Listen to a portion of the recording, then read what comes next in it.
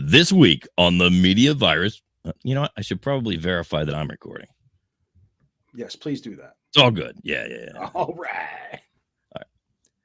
This week on the Media Virus podcast, 17 hunger striking students at Brown garnered the support of 30 Harvard students who seem to have skipped lunch. A South Carolina man will not be charged in the shooting death of a man he rescued twice from Lake Keowee moments before. And a Florida lawman unloads a full clip into a cruiser where a handcuffed suspect awaited questioning because he mistook a falling acorn for a gunshot. It's the Media Virus Podcast.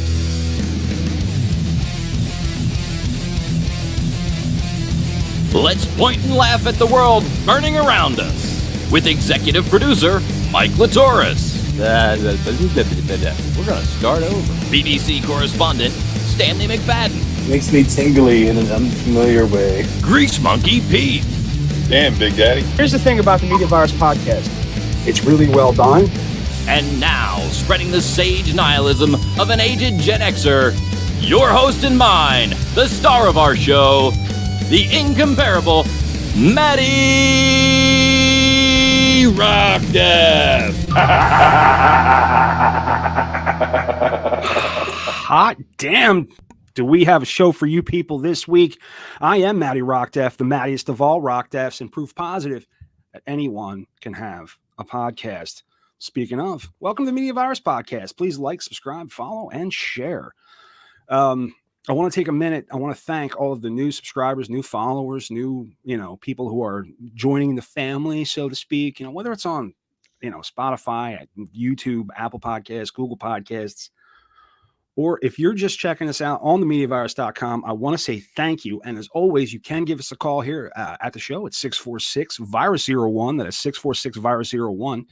You absolutely will make it on the show. I promise. And if you call and we're not on the air, you leave us a message and we'll probably play that. Even if you're trying to sell us solar panels, we will definitely, you will be on the show, and that's exciting. And we do actually, every week I come on and I say, hot damn, do we have a show? A show. I don't promise a good show. Just a show. You know what I mean? But this week we're really excited. We have a special guest. It's Hickory, the drunk. The drunk and underwhelming. I did it right. How you doing, man? What's going on? I'm great, brother. Thanks for having me. It's fun to hop on someone else's show. I've been doing my own for a while, and I honestly haven't been a guest much. And thank you guys for having me. I'm stoked. Oh no, thanks for coming on. Really appreciate it. I'm gonna try and get us back to the four corners. TDAU. Yeah, the Drunk and Underwhelming. The Drunk and Underwhelming podcast. It's TDAU Live is the name TDAU of the new show. Live. It was called the Drunk and Under Quarantine Show for about we did 3.5. We got halfway through the third season before other people just got too busy with shit going back to real life. And it was started on basically I'm a magician. I used to do stand-up. I do magic, and I was performing almost weekly up until 2020. And as soon as COVID hit, we're like, okay, 15 days, whatever. We'll pretend to think that's real for a minute. Yeah. And then as soon as we got to like the end of April, we were like, oh shit, we're not going to be back at a comedy club for a year. And I reached out to a couple of friends, and I was like, hey, I don't know anything about live streaming, but let's do it. And yeah, we started with the Zoom show, and I actually met a lot of really cool people through it, and actually got some cool spots because of people I linked up with that I didn't know in real life that turned out to be really cool. Yeah. Like I got to be involved with the production of a movie. Oh, just because of a guy I met on my show. I got invited to go out to New York City, although I never did because they had the COVID mandate shit going on. So I was like, no, I'm not going to come out and do an illegal show in New York during that time, but was invited, which is cool. And it turned into a who knew. Yeah. And now I have all the equipment. When we tore down our house and rebuilt it during COVID, because that was a thing. I now have a full studio, and it's set up for podcasting and for music. So we record music in here. We do videos. We shoot music videos. We have a That's full fucking wall awesome. of green screen. That's terrific. Now, is it Kyle? Yep, Kyle is my. So I don't use that when I'm. So to be fair, not to Kyle's pull not back the here, man. not to pull back the kayfabe, Sorry. but yeah, Kyle is my actual. Kyle Hickory is my birth name, my real name, my functional and society name. Hickory TDAU is my magician's character. Gotcha. And then there's a couple other characters in the Hickory verse. It wasn't hard to uncover you, bro. Oh no. You know what I mean? I'm not doxing you or about anything it. like that. No, not at all. Did you guys just hear my mic go out? Not really. I did not. No? Okay, so it's just my headphones then. It might be. It might be just my headphones. All right. They're fucking battery operated. Bose pieces of shit. Are you in Bluetooth again? No, I'm not using Bluetooth. Okay. I don't use Bluetooth ever. Okay. I was gonna say, isn't the latency too high? Yeah. Yes, way That's too why I was high. gonna yell at him. We have rule. I don't know. Did we send? I think I did send you the guest sheet. Yes, you did. But like we have fucking rules. Oh yeah, it's awful because we don't, and I end up with guests who are like all. Well, see, I used to do internet radio. To our guest sheet. Sometimes it's awful. Yeah. Most of the time, it's pretty good. But I used to do internet radio, and I used to do a show called Death Rock PA with a buddy of mine. Who, I was in a band with many years, and we used to get like interviews with these bands, right? These like nobody's heard of them. Well, just bands, But we get interviews when we play their shit, whatever. Dude, we had one dude call us from a fucking diner after a show. He's got all his friends in this fucking diner. I hung up on him because I didn't have any, like, I was the producer. I was the executive producer. My buddy was the host. Right. And so I'm listening to this and I'm like, I ain't dope. And he's like, then we went through this whole thing on the air about how I hung up on him. Then we played their shit. But, yeah, but we've had some. I was excited to have you on. It seems like we've got like a similar energy, a similar trajectory, like a similar, kind of theme going on. Speaking of the theme, Mike's got some stories. I do that we're going to get into. 3. That's right. Starting off with no lunch. In a show of solidarity with Brown University, more than 30 pro-Palestinian Harvard students engaged in a 12-hour hunger strike on Friday. So brave. 12 hours. They skipped lunch. They skipped lunch. Bravery. That's solidarity. Through intermittent fasting. That's what I was screaming when I first. That's not even intermittent fasting. No, that's the fat kids version. You skipped lunch. got busy and didn't have lunch today. The demonstration aimed to support 17 students at Brown who fasted for 8 days, urging their universities to divest from Israel. Now, 8 days. That's a real hunger strike. That's hunger, yeah. That's a real hunger strike. They could literally listen to Temple of the Dog the whole fucking time. You know what I mean? Because that's truly that 8 days is a hunger strike. It is. All right. 12 hours. And first of all, I don't know. This is like CNN or some shit, right? The original source, I don't remember. The original source was like a legitimate, supposedly news source. And I'm like, why is this news? Like, why am I reading about this in the paper? Because it's a 12-hour. Like, if you go to bed, if you eat dinner at 6 and you wake up the next morning at 8, that's a 14-hour hunger strike that you just performed. Right? In theory, yeah. I just don't understand why it's news. Yeah, especially like a little bit of meth, you can easily do 3 days. Not fucking right. Dude. Yeah. Like that's like you forget. Like oh shit, I haven't eaten since Wednesday. It's Tuesday afternoon. Like wow, I just did 6 days. That was I should call my mom and take a shower. Yes. I mean, I used to like forget to eat while I was working. Like when I worked like a heavy job, I would just forget to eat. Oh shit, dinner's in 2 hours. Yeah, exactly. I mean, that's the same. I thought I heard Pete talk. How's it going? When I Pete? had COVID, I think I went like 3 days without eating. Well, that sounds healthy. Yeah. Just trying to drink as much liquid as you could. Yeah. Yeah, I mean, I drank plenty of water, but like I didn't eat anything. Is there more copy? Yeah. Oh, I'm Absolutely. sorry. I started shitting on it early.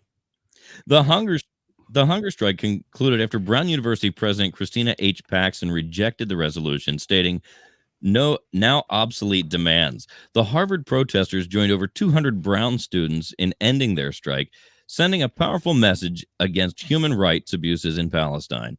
How? This marks a broader How did it movement. send a powerful message? Well, they were hungry. It was like the same question as like, what does blocking a highway do? Like, it doesn't sound a powerful message. It just makes no, people it wanna run doesn't. you It over. makes everyone. It messes up my commute. Angry. Yeah. What happens is it causes people to cheer when someone runs you the fuck over. Yep. And be actively against your cause. Right. At the same Exactly. time. I mean, if there's That's one all I way, think of is.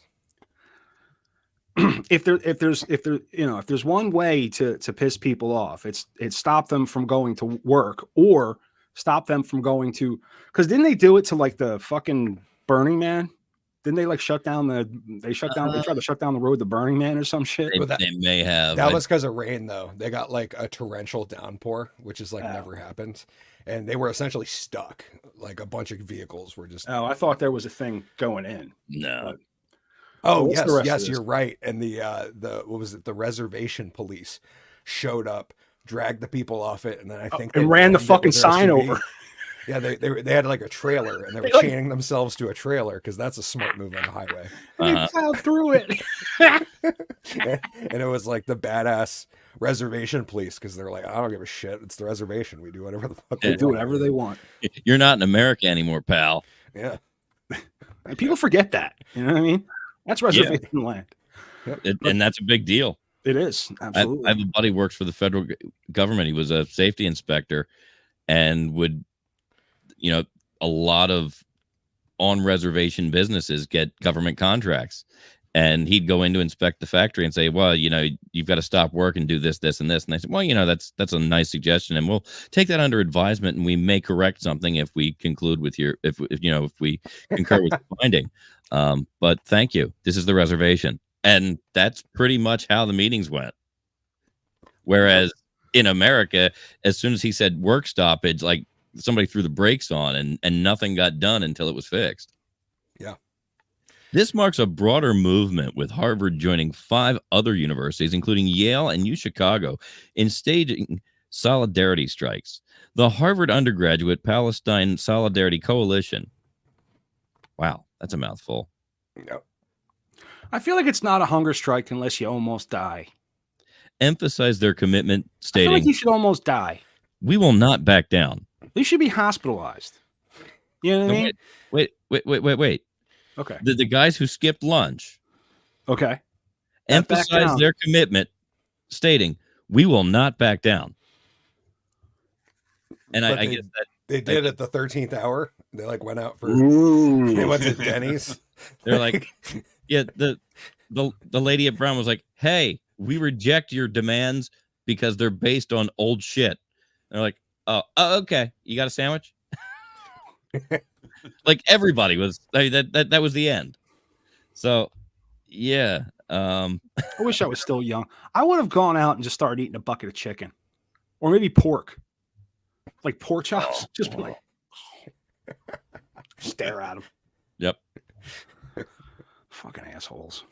Yeah, I don't know. I'm not team Israel or team Palestine. I'm team bacon. Exactly. Clear. Right. I don't. Oh, I've told my friends because I have friends on both sides up here because we kind of Vermont's a weird. It's like living in a big city with none of the amenities. Like we still have left wingers, but Oh, dude, like the craziest, like open borders, pro Hamas, fucking BLM. Like everywhere, there's one of those signs that's like, we believe in science and no person is illegal and all that shit. There's like 3 Trump flags I've seen in my section of the state, Mhm. and those people are like the crazy people. Like Like none of like the normal libertarian conservative types are flying flags anymore. We're just all no, like, because you don't fly flag. let's keep our head down. With us. Like, let's keep the ammo cans full and keep our heads down. Right. You keep your mouth shut and you just pay attention. Yeah, Because we've seen what happened to people that speak up. Like there was a guy that was trying to run a it wasn't even a militia, dude. He was running like a training center up here. This was actually big like headline news a while ago. And they basically did the same thing they do to all these people, is that they couldn't find a way to legitimately say, hey, you can't do actual rifle, like skilled marksmanship training on your private land in the middle of nowhere. They had to come in with like the Department of Environmental Safety or something and claim that the wooden structures he had built for like his basically a paintball course, you know what I mean? That those were against the building codes, and that he had to tear it down and disassemble. This is like, so yeah, most of us have just learned to like, yeah, keep your head covered, put on a 3A helmet, and we'll weather it with all the other crazies that live around here. But no, nobody's vocal around here anymore. It's very much a subdued. If you're vocal, it's because you have a BLM flag hanging. Like that's the right. And it's and most of those people. I wonder how many of those people are just doing it so they don't get shunned. How many of those people are doing it so they're fucking cowards? It's a very, you know like I mean? All the churches that have pride flags hanging on them up right? Here now. Like what the fuck? And I'm just like, I don't understand why you're flying a flag of any ideology. Because that's all I see the pride flag as now, is it's no longer about just like gay rights are cool. Because like I like my gay, and I don't know, you guys lean. I'm pretty libertarian. Like I'm in the stance where my transgender friend should be able to defend his weed field with fully automatic. Exactly. Weaponry. Like that's exactly. Constant, like classically liberal is what they used to call it back before. And his husband should be able to unplug him if he's sick. Exactly. That's right. Yeah, and you should basically own your kids until they're old enough to own themselves. Not saying that human ownership is good. I'm not condoning right. That. No, you're not condoning slavery. You're not saying you can sell them. You know, if you're responsible for them, you should be able to your have kids. I made a majority decision in their decision making. Let me ask you this question, man. How old a gentleman are you? I am 36. I'll be turning 37 here in a few short weeks. I'm going to get weepy. That's awesome. We're happy. To be fair, Styx Hexenhammer, I don't know if you guys know that guy. He lives like 15 miles that way. I didn't even know that until just recently, actually. I don't know if you guys know who Styx is. He's a libertarian commentator. He's got like 500,000 subs on YouTube and has been doing... I actually started following him just when the COVID shit started to pop off. Like early November, December 2019. He was like commenting about it. And that's when I started following him. Mm-hmm. And yeah, he's a great dude. His name's Tarl. He grew up around here and he happens to live in this socialist shithole we call Vermont. And yeah, he lives a couple towns over. But it's kind of cool knowing that I've tried to reach out to him. I don't have that kind of clout yet. You just walk over, man. That's fair. Yeah, just show Stop up in front of his just house. show up. I'm sure he'll be friendly. It'll be fun. Like, hey, dude, you want to? If you don't shoot me, I'll show you my collection too. Like, we can trade Toy Stories. So what's? I think we've beat the shit out of that story, Mike. Absolutely. What's the next one that we were going? Well, you know, yeah, sorry, I didn't mean to sidetrack so hard. No, it's what it's all about. Keeping with our no theme, in a tragic incident on Lake Keowee, South Carolina, a rescue turned deadly as a 29-year-old man, Nathan Drew Morgan, lost his life. Initially believed to have fallen off a jet ski with a woman, their distress led to a pontoon boat's intervention. The 74-year-old couple on the boat, aiming to assist, faced an escalating situation. Nathan aiming to assist. Go ahead, sorry. Possibly intoxicated, became agitated and assaulted them. After being pushed back into the lake once, he was helped aboard again, only to be shot by the elderly man, who claimed self-defense, fearing for their lives. Authorities say they will not press charges. Well, no, because he saved them twice. Right. But he only killed them once. Only one time. So he's actually, he could kill him again. It's a net positive. If he wanted to. Yeah. You know what I mean? But I'm sure, like, because the girl he was with was the one that pushed him back into the lake. Back into the water. to try and diffuse the because he was. I guess this is my assumption of what happened. He was drinking. He was drunk, or God knows what else. Right? He's falls off. The thing's making circles, so he thinks he can get back on it because he's drunk. That's not going to hit him in the head, knock him unconscious, and fucking the rear propeller going to tear his fucking face off. That's not what's going to happen. What's going to happen is he's going to be like a fucking. He's going to be a superhero. Yeah, he's going to be like a superhero. He's going to be like fucking the Hoff. You know what I mean? The Baywatch theme's going to come on. He's just going to jump on that motherfucking thing, and he's gonna ride that, go pick up his girl and shit. Right. And this old motherfucker that came and picked him up in a pontoon boat's fucking all his shit up. Right? He ruined it. He ruined it. He was gonna dude. Some people die from sunlight. I'll be right back. I have to check a noise in the hall. That's not. That's not a good thing to have to. I hope he comes. Dickie's out there making, taking the place apart. Yeah, when we started the show, Hickory. Yep. When we first started the show, Mike got a dog, and he named that dog Dickie, just so we could make the jokes about him, his little Dickie. And we spent the first 68 episodes with opening the show with a joke about his Dickie. Because there's nothing better. My co-host GW Foley has a wiener dog. And, and one of his wieners passed in season 3, and then he got a new wiener, and so there was lots of wiener jokes and lots of jokes about his wiener sitting on his lap, kissing him in the face. And those were always nice, heartfelt moments when the wiener was on screen. Yeah. All right, Mike? We're talking about your Dickie, Mike. Yeah, I just wanted to make sure nobody fell. We're good. Okay, I got you. This news is a stark reminder of the unexpected turns in life. And now a message from the legal team at the Media Virus Podcast Network. The thoughts and views of Matty Rockdeff are not necessarily the views of the infection team, yet the network, or any reasonable human being.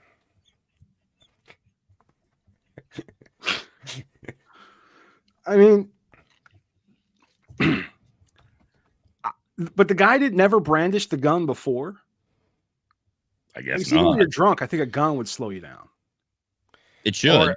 Yeah, but he was in superhero mode, bro. Oh, that's true. This guy was like, I am fucking Iron Man. And he just thought he was going to be able to one-handed grab a jet ski, pull himself up on top of it, and plant on it like it was magic. And a gun's not going to slow him down. He thinks he's bulletproof. Machine that spit him off just moments prior. Yeah, so there's a lot of assholes out there. Like, he's just thinking, like, no way this guy's gonna hit me. He's 74. He's gonna be shaky. That's 2 years older than Joe Biden. I wouldn't think he could hit me with a handgun. Not Joe Biden. I don't think he could hit you with. No, that's what I'm saying. This guy's 2 years older. Like, I would have been like, I don't know. Even if we're point blank, I probably have a shot. Yeah. So how you feeling about RFK Jr.? Me personally? Yeah. Bobby Kennedy Jr. Yeah. Bobby Kennedy Jr. I like a few things he has to say, but a lot of it, like, I can't get. He's a weird dichotomy between the left and the right, and I have a hard time. I understand why people like him because he's anti-establishment. Yeah. He's got some views that are really great, like his anti-mandate stuff. But then other things I've heard him say, like his track record on guns and shit, are like that's a hard line for me. I have a really hard, which is weird coming from a state like this. But to be fair, Vermont's only had any form of gun control for about 8 years, and it's just magazine restrictions right now. Well, that's which good. Are grand, which is pretty crazy considering we have a Republican governor, and the only reason our governor won his spot is because he was up against this chick named Sue Minter, who was Bloomberg backed and was running completely on gun control stuff, and that's the only reason. So Governor Scott's on his 3rd term now, but his first term was against a Bloomberg backed gun control lady, and that's the only reason this state is currently has a Republican governor. Well, whatever reason there is, it's better than nothing, I suppose. It's other than that, it's a super majority Democrat state. I don't think there's a single. There might be like 2 Republicans on our Senate. So what else we got here, Mike?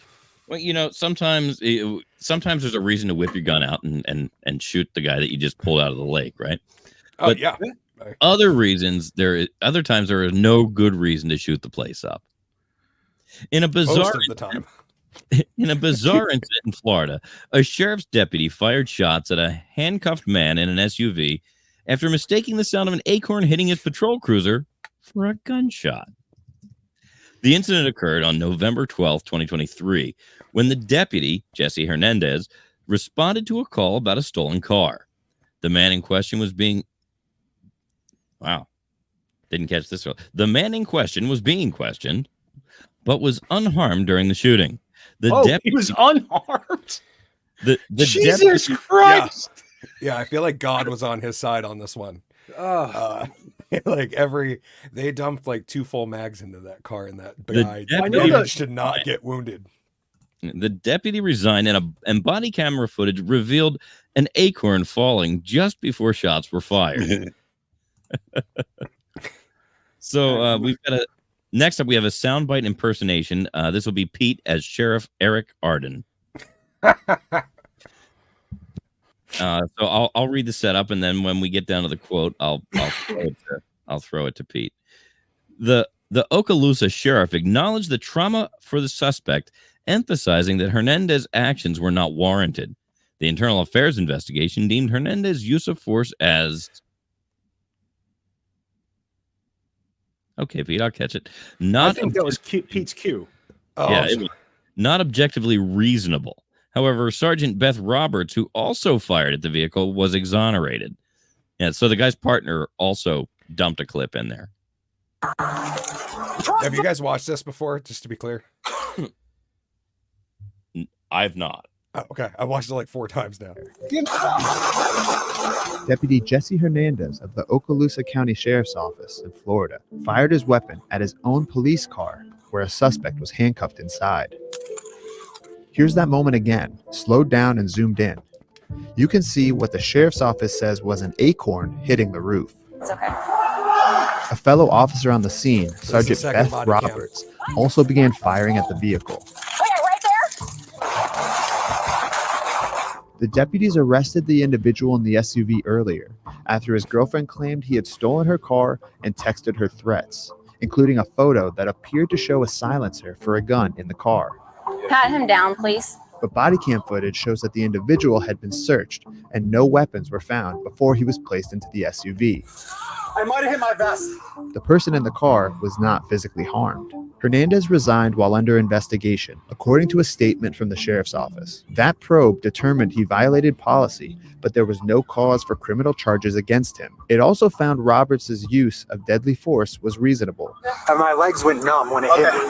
CNN has reached out to Hernandez for comment. Yeah, the sheriff says he's limited in what he can say because of possible litigation, but said, "We're actually going to use this particular case as a potential thing that we need to watch out for to make sure that we never put someone's life in jeopardy again." Jesus Christ. All right, 1 storm down, but a second bringing more.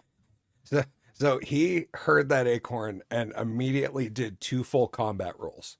That cop did, no joke. Like, if you go back, he does 2 rolls, and call me a wackadoo conspiracist, but I honestly think it might have been like he was trying to knock his body cam off. Is what it looks like to me. I mean, yeah, he does do 2 full rolls and then turns around, and then at one point he claims he shot. Like he says, he claimed. I'm trying to find just the raw footage, and then he hams it up. I know there's raw footage on Donut's channel.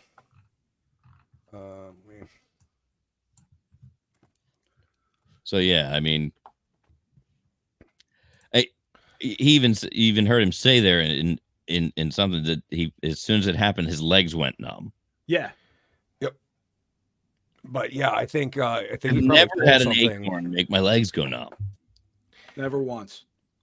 I think it was the combat roll that probably did it. Yeah, my guess is that he tweaked something doing that, and then was like, "Oh, I felt something or something." Maybe he tore something. And I do feel bad for the second cop, like that poor lady. Well, is she didn't. standing there asking questions. Nothing's Right. going on. And all of a sudden she hears this fucking lunatic scream, shots fired and gunfire. And she just walks over. And then she just, yeah, that was the 2 rolls right there. Yep. And then dumps it and hits the deck. Yeah, he just They emptied the fall- clip. yeah. I'm hit. Yeah, buy an acorn. Then he's hamming it up. Like,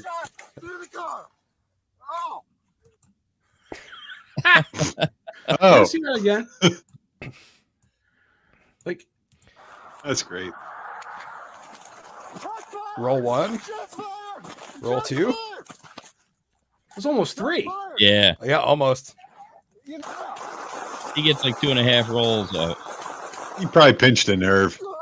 Hang on. I want to know, like, are we ever going to see a picture of this dude? 14, 15, 16, 17, 18, 19, 18. Yeah, dude. What That's the 2 clips, right? It holds 9 apiece. No, No? no, they've got to be carrying at least 15. All right. Yeah, I mean, I don't so know he- what he they carry. I thought a standard issue was like 17 rounds. Well, It- for a it- 9mm, it is. It really Yeah. depends on what I mean, weapon. our state cops, and I know this because I actually have a Vermont State Police engraved 40 Smith and Wesson, and Oh, nice. they're a 15-1 on the 40. Okay. But no, it would be 17 would be standard if you were at a 9mm. Yeah. Like if it was a Yeah. Glock 17, it would be 17-1. So I mean 18, I don't know. All I know is it looked like he did reload, right? Like at one point there. It did look like it, but He was at least Mm. about to. I mean, yeah, I don't Yeah, know. you I definitely, felt you like definitely I see the would've. clip on you definitely see the clip on the ground. that was Or, one I'm of sorry, the the annoying parts magazine. to me. The magazine. Thank you for correcting that, Pete. I get a little. Sorry, I have a one lot of those- gun friends, and I get corrected on that all the time. Yeah, Yeah. it gives me a minor agita. I'm not gonna lie. I have it- I It's have a awful. Totally Daisy understand. pump pellet gun. Right. I was gonna go. I was gonna that's go not with the Red same. Rider. I was gonna go with Red Rider, but I Uh-huh. wanted that pump action for a little, a little bit more. I am not. I see. The thing is I am. But I'm did- very pro gun. I think everyone should be armed. But I am not responsible enough. Does your Daisy pump action have a compass in the stock and this thing that tells time? No, that would be a Red Rider. I know. That's why I was asking. It's not even a Daisy. I'm sorry. It's a Crossman. Okay. You know what I mean? Nice. So Yeah, I got my dad a nice Ruger a couple of years ago. That's like a break barrel that shoot. Dude, it's a 22 caliber that shoots as fast as a 22, Yes. That makes dude, my half the buddy's got noise. one of those.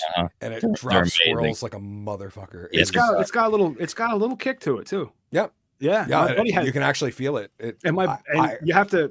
I know you have to like break the whole thing. Yep. To Yep, load it it. breaks like, Yep. and then And it's you a load a spring. single shot. It's not even an air shot. It's a spring, but it's so Yeah. fucking tight. I And I borrowed one of those when I was I guess I was still in high school. We got squirrel in the garage. I said I'll take care of it, so I borrowed this RWS break barrel. Basically the same gun you just Yeah, pellet explained. rifle. And I took my homework out into the garage and set up a chair, and I was sitting there, and the squirrel came by, and I took it out, and I lined up on him, and I gently squeezed that trigger, and he must have heard my finger touch the trigger because he started to move. But I got a shot off, and it was a good one because he only moved a little bit, but he didn't move out of my way. Yep. And I shot his leg off, Oh, like from the knee, right? It was like, to this day I'll never forget watching that piece of leg fall on the floor. what was this guy's name? I said I just shot his leg off. So I've told the story to a couple of people at this point. I said I fucking shot his leg off. He took off. Like, oh yeah, well you don't have to worry about him anymore. About a month later, my mom says, "You know, there's a 3-legged squirrel out back." She said, "And it's the damn thing. It's his back leg. It's not his front leg." Really? I know him. He doesn't want to interesting. go to the garage anymore. I got a funny story about my cousins that were arrested by the SWAT team, or they were accosted by the SWAT team in Philly, and it involves 22 caliber BB guns. That's why I bring it up. You don't say. My cousins, they used to live next door to the Pope's residence in Philly. The Pope doesn't. Doesn't he live in Italy? No. He has a residence in Philly when he's here. Oh, I had no idea. And my cousins and my aunt, they lived next door to it. Well, my cousins fancied taking the nose off of squirrels at like 100 yards with 22 caliber BB guns. Mm-hmm. Well, one day the nuns next door looked out the window and caught him and called the SWAT team. Wow. So like my cousins are just, they're minding their own business, taking noses off of squirrels. And all of a sudden the SWAT team descends like over the walls, whatever. And they're like, hi. They're like, they thought they were, the nuns thought they were like terrorists, so that they were going to try to kidnap the Pope. One day they were when I like was a sneaking kid- around, hiding in their yard, and taking out squirrels. One day when I was a kid, the neighbor across the street had a bird feeder in their tree in the front yard. And my dad sees my neighbor, his name was Art, point the pellet gun basically at our house. Like it's, but he's shooting the squirrel. He shoots the squirrel falls. My dad goes out there and starts giving him a whole raft of shit. He's like, if you miss, you're going to break my window. You could, hurt somebody. Yeah. He's giving him a kid, whatever. Yeah, he's giving him a raft of shit. It's a pellet gun, right? Uh-huh. But he's still giving him a raft of shit. So Art goes, come here. Takes him to the backyard. Art had a pile of dead squirrels. This fucking high. And he looked at my dad and goes, I don't miss. Last time my dad talked to him about it. Damn. He's like, I don't miss. I still can't imagine aiming at someone's, like, no matter what it is. Like, we shoot BB guns and crossbows at the house because we don't have a whole lot of, like, we don't have enough room to break out real guns at our property. We have to go to a proper range for that. But we shoot a lot of BB guns and stuff here, and I can't imagine. You probably have a very narrow little area where you can point that.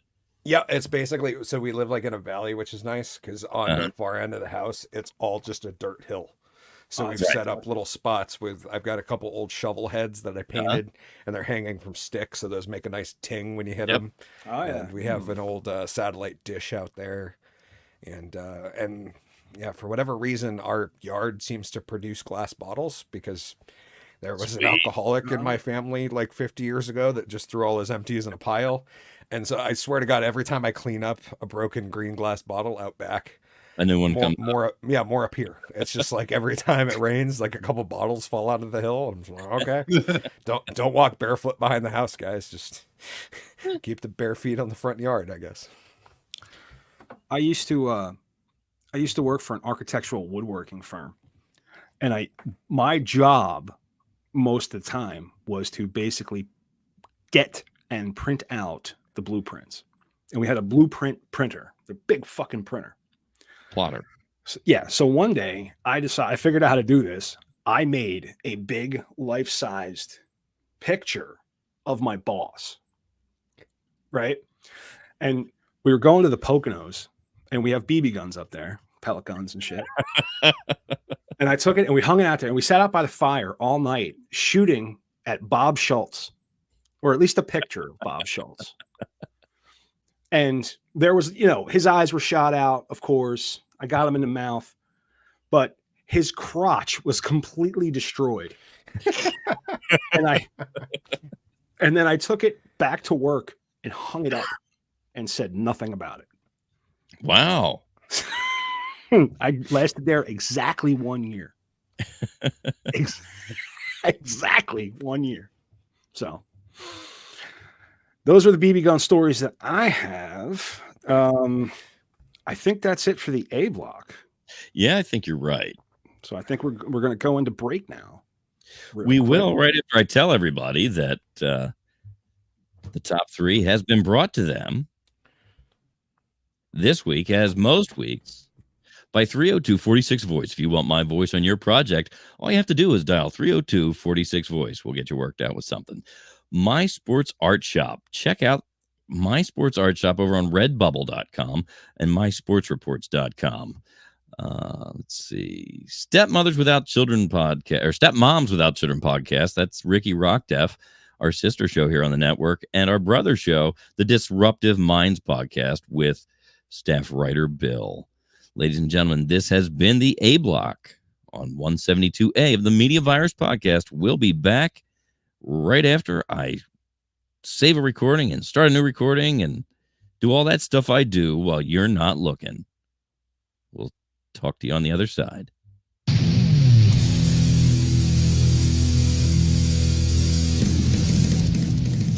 You know how he convinced all of us that he could host a show? It's A Block. That was good. I liked it. Just a I didn't get to read my line. It's because you were late. No. What do you mean no? Mike didn't read the whole thing that he was supposed to read, and then they cut me off. Oh. So that I'm sorry, Pete, because you missed the one. No, there was only one. If you read it correctly. Pull up some B Block stories. My voice is starting to take a dump. Still not quite back from laryngitis. All right, I'm gonna go grab a beverage. I'll be right back. Mike, how is it out there in the rideshare world for you?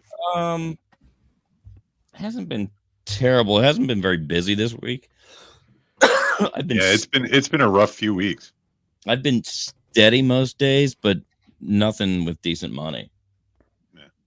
The other night was probably one of my, I guess, most expensive ride. No, not my most expensive ride, but it was definitely a nice long ride. It was like an $85 ride down to Milford. Oh, Milford's a good ride. Yeah. Took a young lady who just got done recovering from, she called it brain surgery. Oh. But I'm guessing she's been dealing with this for years. She has a drain, and water on the brain, and I was going to say she was a waterhead, and they put a shunt in. Yeah, they put a shunt in and whatever. I'm guessing she's been dealing with this for years. So, like, she didn't think anything of it. Like, I'm like, you're taking a lift home? I'm like, okay, Once I cut you loose. Yeah, we had a nice talk on the way down. It was a nice easy ride. It was what was it, like 7 o'clock the other night? I mean, when my dad walked AMA after his brain bleeds, he had holes in his head from where they eased the pressure off. Yeah, he went and signed the paperwork while nobody was looking and had him roll him down. And I had to go pick him up. Is it like a game thing? Like, why is it doing that? Hickory, what do you you're a magician full time? No. My muggle work is I run a $1.5 million meat and seafood department. At a store in Woodstock, Vermont, and so cool. My entire life has been cooking, but I've always had a side quest for entertainment, and so it started with music, playing in bands, and then it's just real hard to get a group of 3 adult dudes together. Even just for the most minimal band you want, it's impossible to get like 3 dudes on a regular schedule and have practice and like be dedicated and then start booking and promoting and doing all the shit that you actually need to be mildly successful in a band, because you can't like afford a manager because you're just 3 guys because you're trying to be your own manager. Yeah. The Media Virus was the name of my first band. Nice. That's a good one. Yeah. I read that you're a bass player as well. I'm the God of Thunder. I kind of play all the instruments now, though. It started with drums initially, and then became bass. But yeah, then I had to learn guitar because I needed to write songs for the band.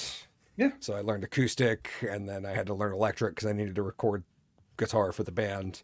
And now the studio's got actually the cool part about the studio wall is those guitars represent the history of my punk rock band. So the acoustic guitar was $100 acoustic guitar I bought to write songs on, and I still write almost every song I write on that guitar.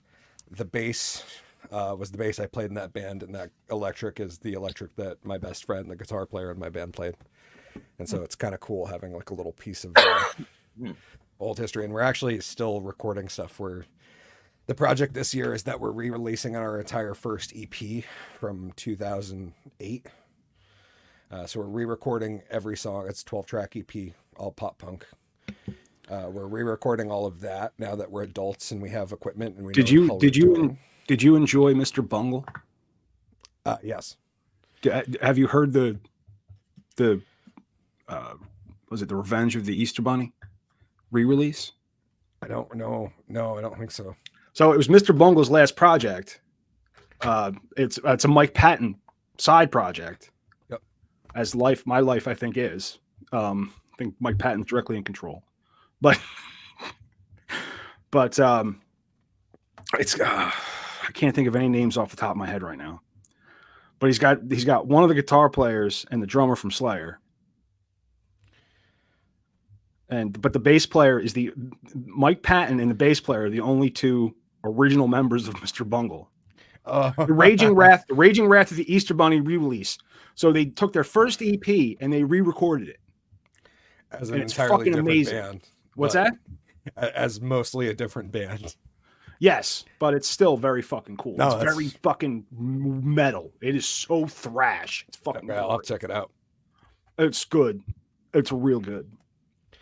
Yeah. But did you get recording again there, Michael, or no? I am. I'm just getting my stories open so that we can. Okay. So we got a lot of his little story there. Yeah. Sorry, I ramble. No, it's good. I am but a drunk magician, ladies and gentlemen. Listen, man.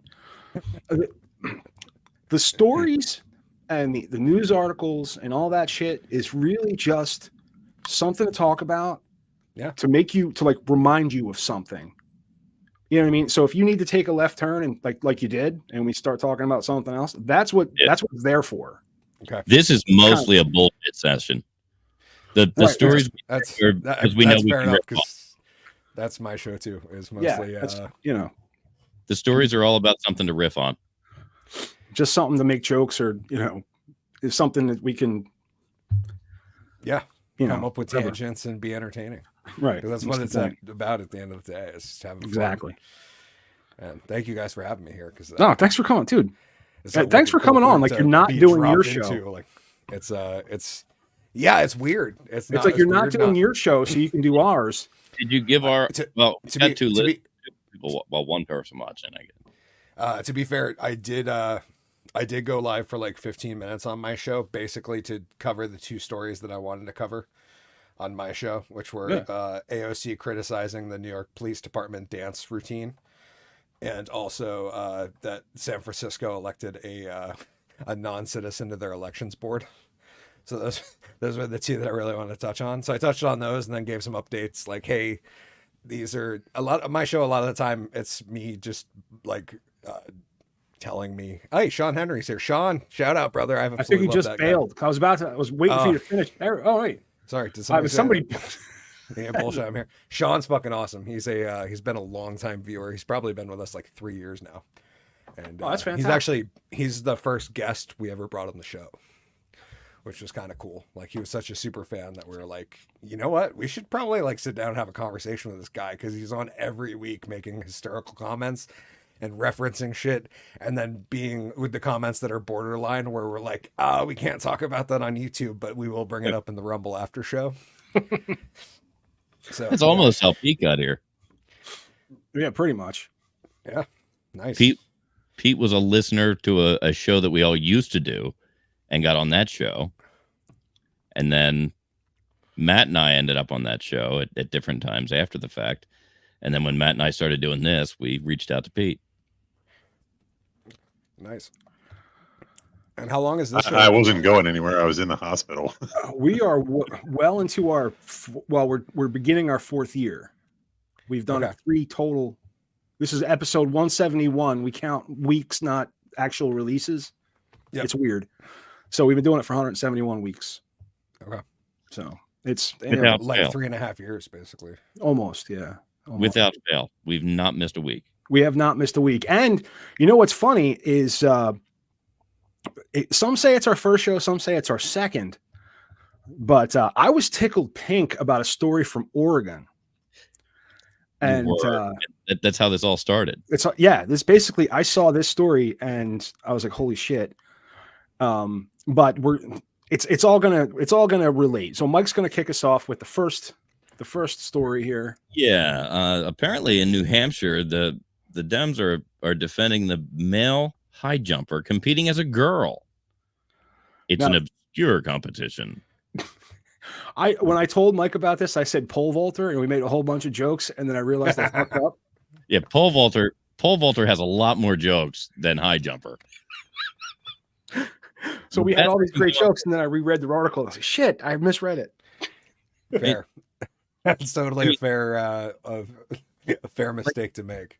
As a high jumper, I don't know that there's an advantage to competing as a girl because they don't have to worry about their balls knocking the stick down on the way over. That's a fair point. That is true. But I mean, I'm gonna pop this. Can you pop that picture up? Yeah, I can. Just because, and the thing is, this is one that you sent over, Hickory, and close to home. Yeah, this isn't the state that 69's with Vermont. Just to be clear. Yeah, but New Hampshire, like I get I understand. I hope because my wife is from Massachusetts. But like Lowell, where it like borders, or Lawrence, where it like borders, New Hampshire. And I love their license plate, like live free or die. Like they don't have sales tax. Like it kind of is like, be what do what you want to do. And if this guy wants to be a chick, that's great. But he's not a particular. Nonetheless. What's that? I said in a total hottie, nonetheless. No, he's not. He's like, it's a very ugly woman. He's not a great looking dude either. He'd probably be a better looking dude than a woman. I don't know. You haven't seen many of the ladies that come from Vermont, New Hampshire, bro. Just to be fair. She's Vermont 7. A Vermont 10 is like a Boston 3. So she's a Vermont 7. She's a looker. Oh yeah, like a 7.5. Like yeah. That's if she came to the club to do stand up, people would be like, "Damn, that hot chick was funny." Like, and the thing is, man, like, this is what irritates me. Like, whenever you look up like female porn, it's always some dude dressed up like a chick having sex with another chick. Like that's just a dude dressed up having sex with a chick. You know what I mean? Yeah, I mean anybody can grow man titties, right? Well, did you see any of the finding? Oh, I wish I could remember what their group was called, but there was just a group. Timcast actually had the researchers on. They just did a deep dive into Pornhub, and actually found out that Pornhub is specifically pushing like trans angels, which is their mostly trans porn. So it's all women. It's all people who appear to be a woman, basically from the waist up until. Yes. The dong unfolds. Goes up. I have a friend that consumes a lot of pornography, and he assures me that trans shows up in a lot of searches, whether you put in straight or not. So they were basically talking about how they have, and I've seen some of the interviews and stuff where these two people, I can't remember their names, and I feel bad. There's a dorky looking white kid and a kind of cute Asian chick. And they did a bunch of research and basically did the James O'Keefe type undercover journalism and did a lot of interviews with people that worked for Pornhub. And the people there were specifically like, we're targeting this towards straight men. And specifically, we want to get, they referred to straight porn, i.e. a biological male and a biological female. Yes. On film as vanilla. Yes. And that they were trying to push anything that wasn't like, so even if those two people are peeing on each other, that's still vanilla content in their eyes. And they were trying to push other stuff. And the crazy part that it sparked in the back of my mind is, holy shit, they might prove that conversion therapy works. Yeah. They might actually prove that if you serve enough non-identifying content with people who identify as straight, that you might actually be able to sway them, and therefore would disprove all the anti conversion therapy shit. The very people who say, "Hey, conversion therapy is awful, it's torture, it's hell," are going to make it. Yeah. Are going to make it the norm. They're going to prove that it's real, first off, which is like the holy shit. Like, right. It kind of seems like that's the truth of everything, right? Is that like the people that are super against something always end up proving that it's real. And yeah, that one was like a mind opening. But this was funny to me because I don't know about you guys. I've completely stopped giving a shit about women's sports at this point. Hey, like well, I have a hard time. The point is that women's sports is for women. It's for women to watch. It's for women to compete. It's for women to, to celebrate being women. And we have, and penises have no place there. There's only while I 100% agree with you, Maddie, it also feels like enough women endorse this shit that I can't like. If you're going to ask for it, then exactly. I know not going to be your white male. It's the women pushing it because women want to feminize men. Because they want you to be as 100%. crazy as fucking they are. That's what they want. Every woman wants you to open the fuck up until you open the fuck up, and then you're a pussy. Yep. That's, how many times it took me fucking 3 marriages to fucking learn that. They're like, ooh, feelings. Get that shit away from me. Exactly. But that's what you asked for.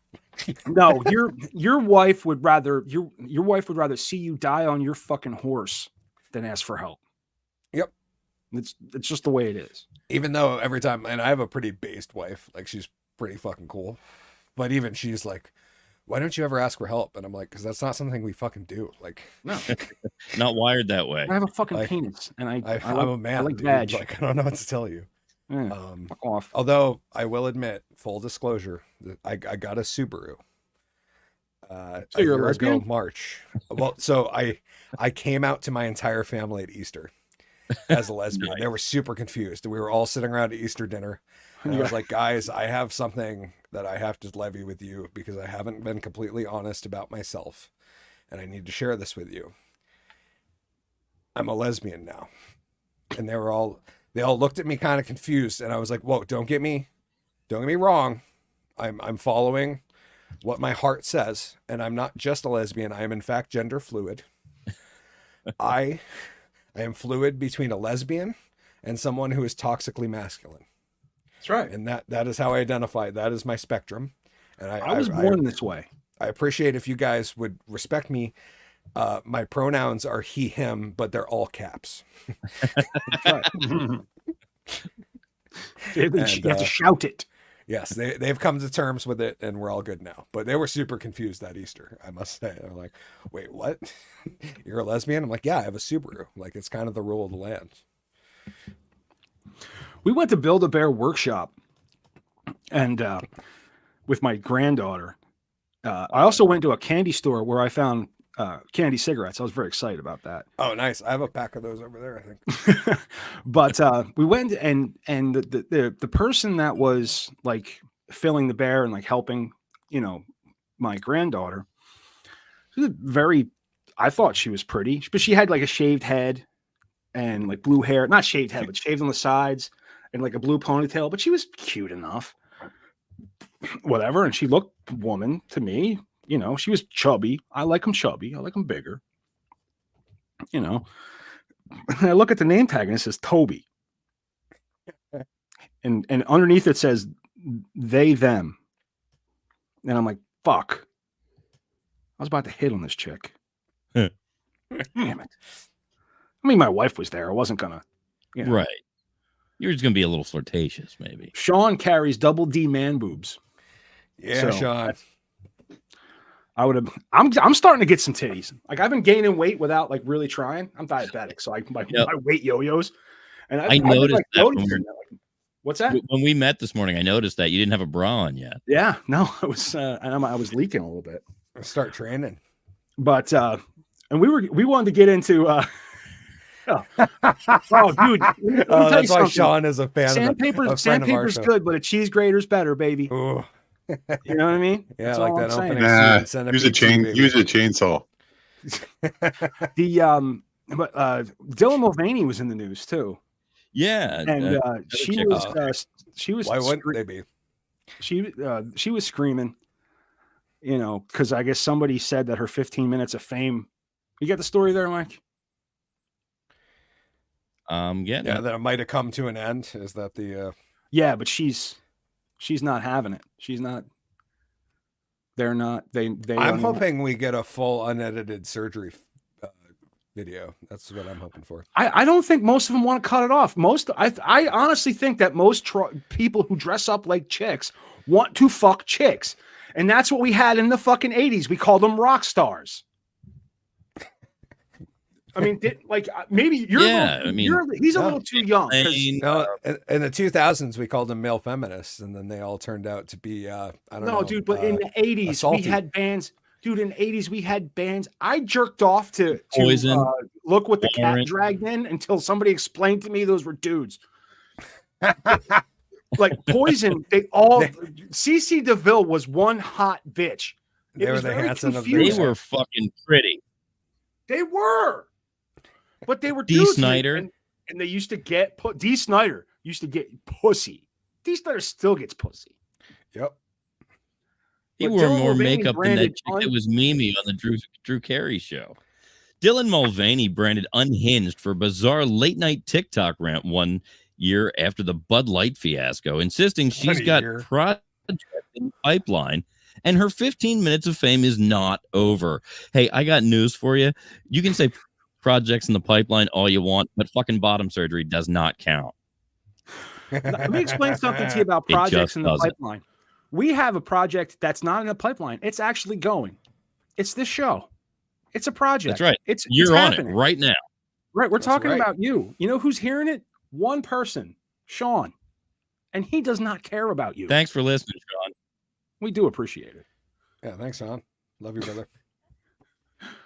But Mulvaney, who tied up with the beer maker last year, sparked costly boycott from conservatives. It wasn't just conservatives. It was people who are sick of having shit rammed down their throat. Was reacting angrily to an online critic who had declared her 15 minutes are almost over. Wearing pajamas, rolling around in bed, and repeating herself, Mulvaney rebuffed the troll, pretending to look at a wristwatch, saying, "I think it's been longer than 15 minutes, darling." Now, here's the thing about Dylan Mulvaney. The first time I saw her, I thought that was a chick, and she was kind of hot. You know, she's not a bad looking. I mean, you can tell as soon as you get a full body shot, but she's not a bad looking girl. That's not attractive at all. See, the first time I saw Dylan Mulvaney, I was instantly like, this person is both mocking the trans community and mocking women, and I'm in to see what happens here. Like, that was my initial take, and I was like, okay, let's see where this goes. And then it is kind of interesting that blackface is so frowned upon, but woman face is perfect. Oh yeah, they love it. A man can pretend to be a woman all day long, and that's fine. I'm excited to see. I'm waiting for like the first person to come out that's being like, I'm a black trans woman, and it's like it's a twink white dude painted up. Like, well, there was a who was it? Like Talcum X.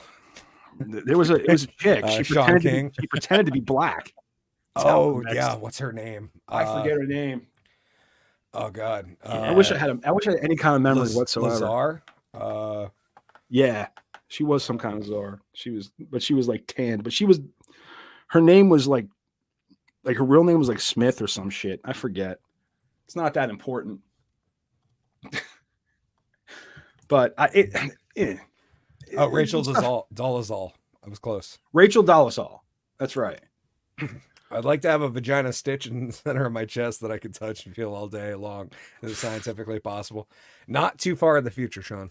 That's although I honestly think, to be honest, once we figure out the science of having a baby in a bag, it's over for women.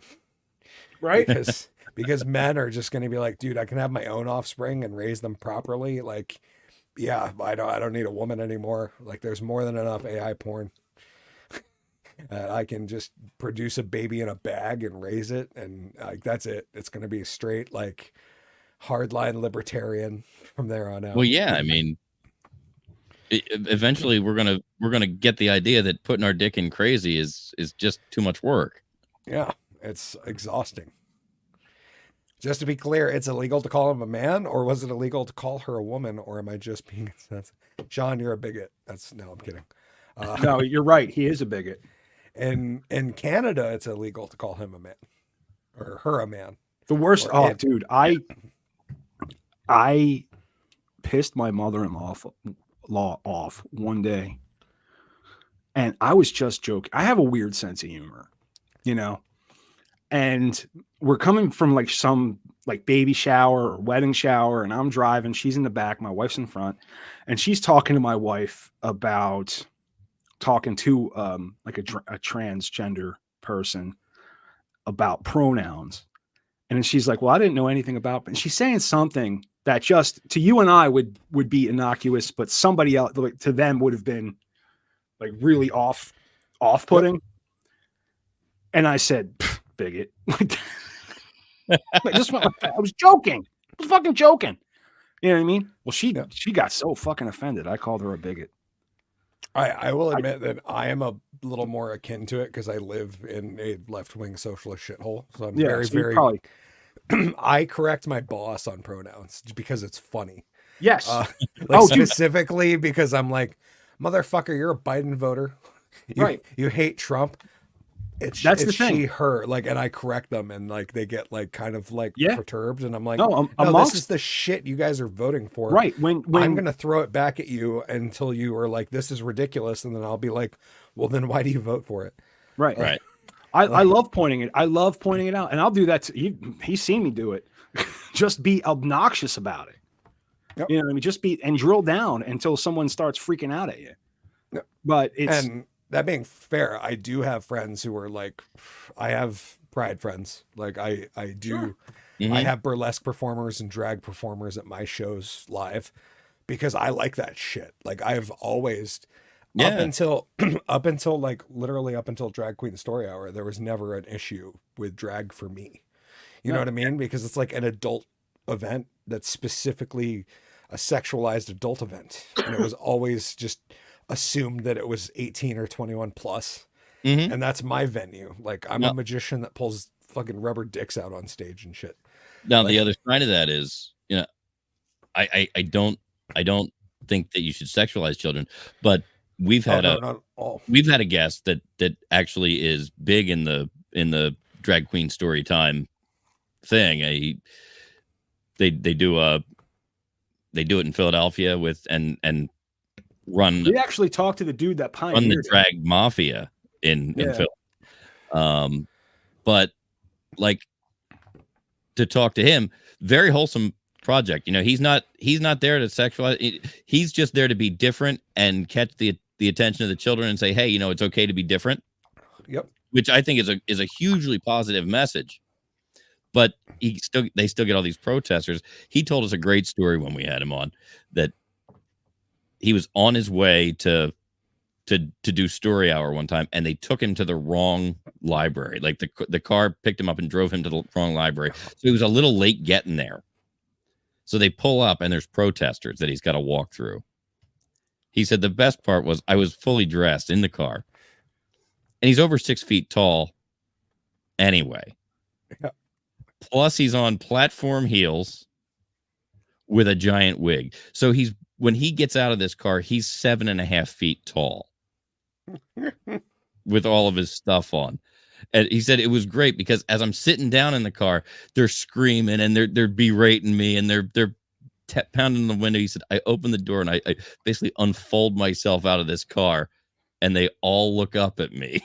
I think a lot of the protesters forget that I mean, you know, there's a man in there, like women, but they're dudes. Yeah, you want to fuck with them, you're gonna have a problem. I do have a couple of friends who are involved in that as well, but they're also very clear about like, no, it's like nothing about story time is sexual. It's very like it's a wholesome thing, and then drag shows are like a separate thing where kids are not welcome. Like it's an 18 or 20. We basically do 21 plus because it's easier to control up here. Yeah.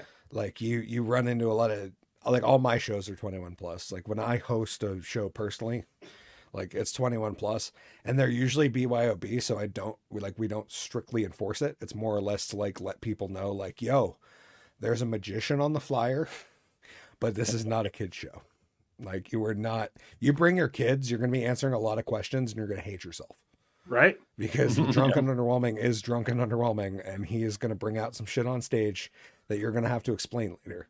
Like why the rabbit wasn't white and furry, why it was pink and vibrated. Right. You don't want to have to explain that to your children after a show. Speaking of underwhelming, a decomposing whale was found on Oregon Beach, creating a sad but super educational spectacle. I thought this was going to be a story about one of the Portland residents until I saw it was an actual whale.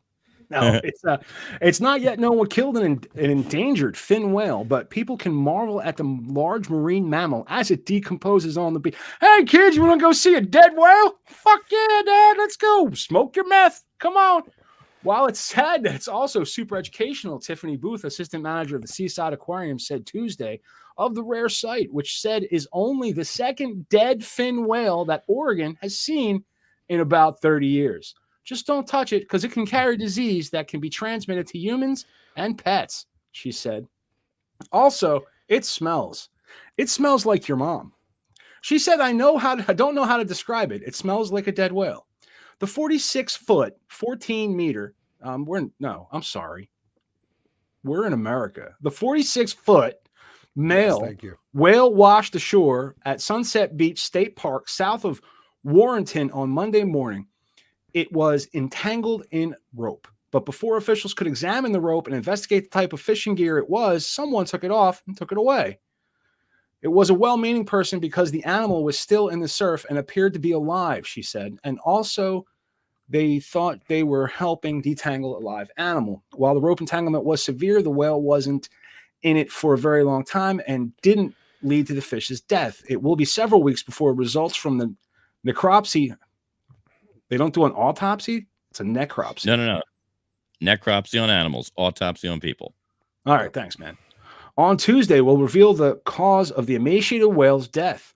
The whale will naturally decompose, creating a huge nutrient boost for the local environment, feeding scavengers like eagles and ravens.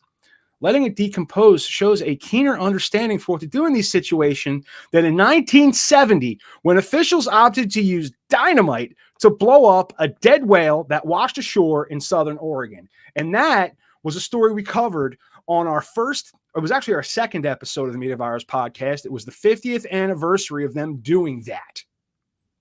Blowing up a fucking whale. Have you ever? Yeah, it's the most American thing I can imagine. Have you ever seen the footage of them blowing up this fucking whale? Because the news was I've watched it a few times. The news was there. And the news was fucking fan. Dude, the news guy had his shit together. 50 years since they've had to dispose of a whale. Mm-hmm. And luckily, our fucking graphics were so good on the news. So this is 1970. The Oregon State Highway Division not only had a whale of a problem on its hands, it had a stinking whale of a problem. What to do with one 45-foot, 8-ton whale dead on arrival on the beach near Florence? So at this point, washed up in Lane County. Nobody. Hang on, okay. The joke's terrific. This is before we had video. We didn't know how to run video. Understood. And we were just an audio podcast. Oh, we didn't have any need for video at the time. Yeah, we were still looking at one another.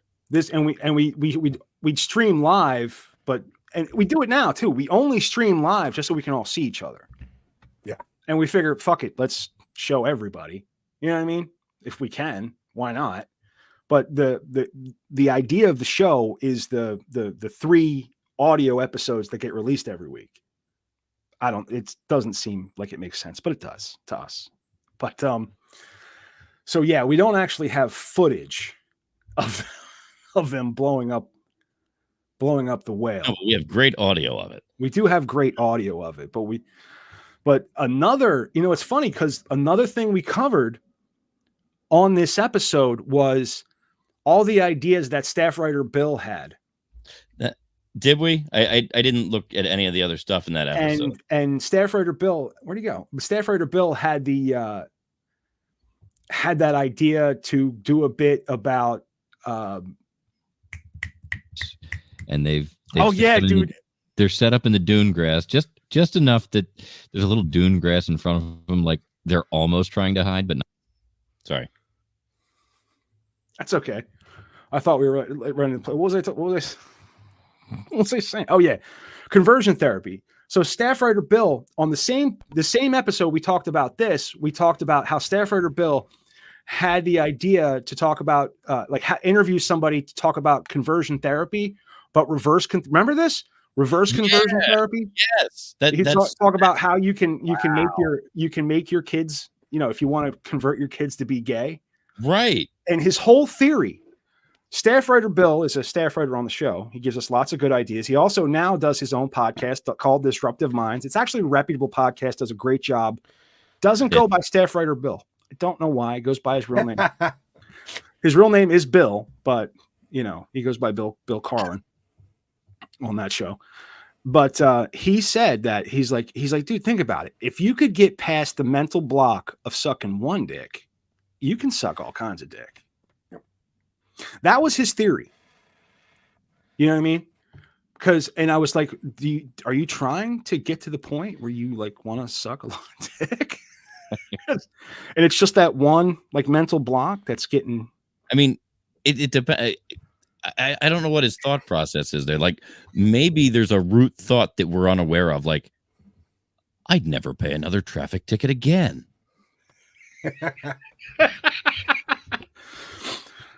Another thing that came into me at that point and said, he's like, you ever notice that this was 3 years ago? He's like, you ever notice that TikTok, just your For You page is full of Nico girls?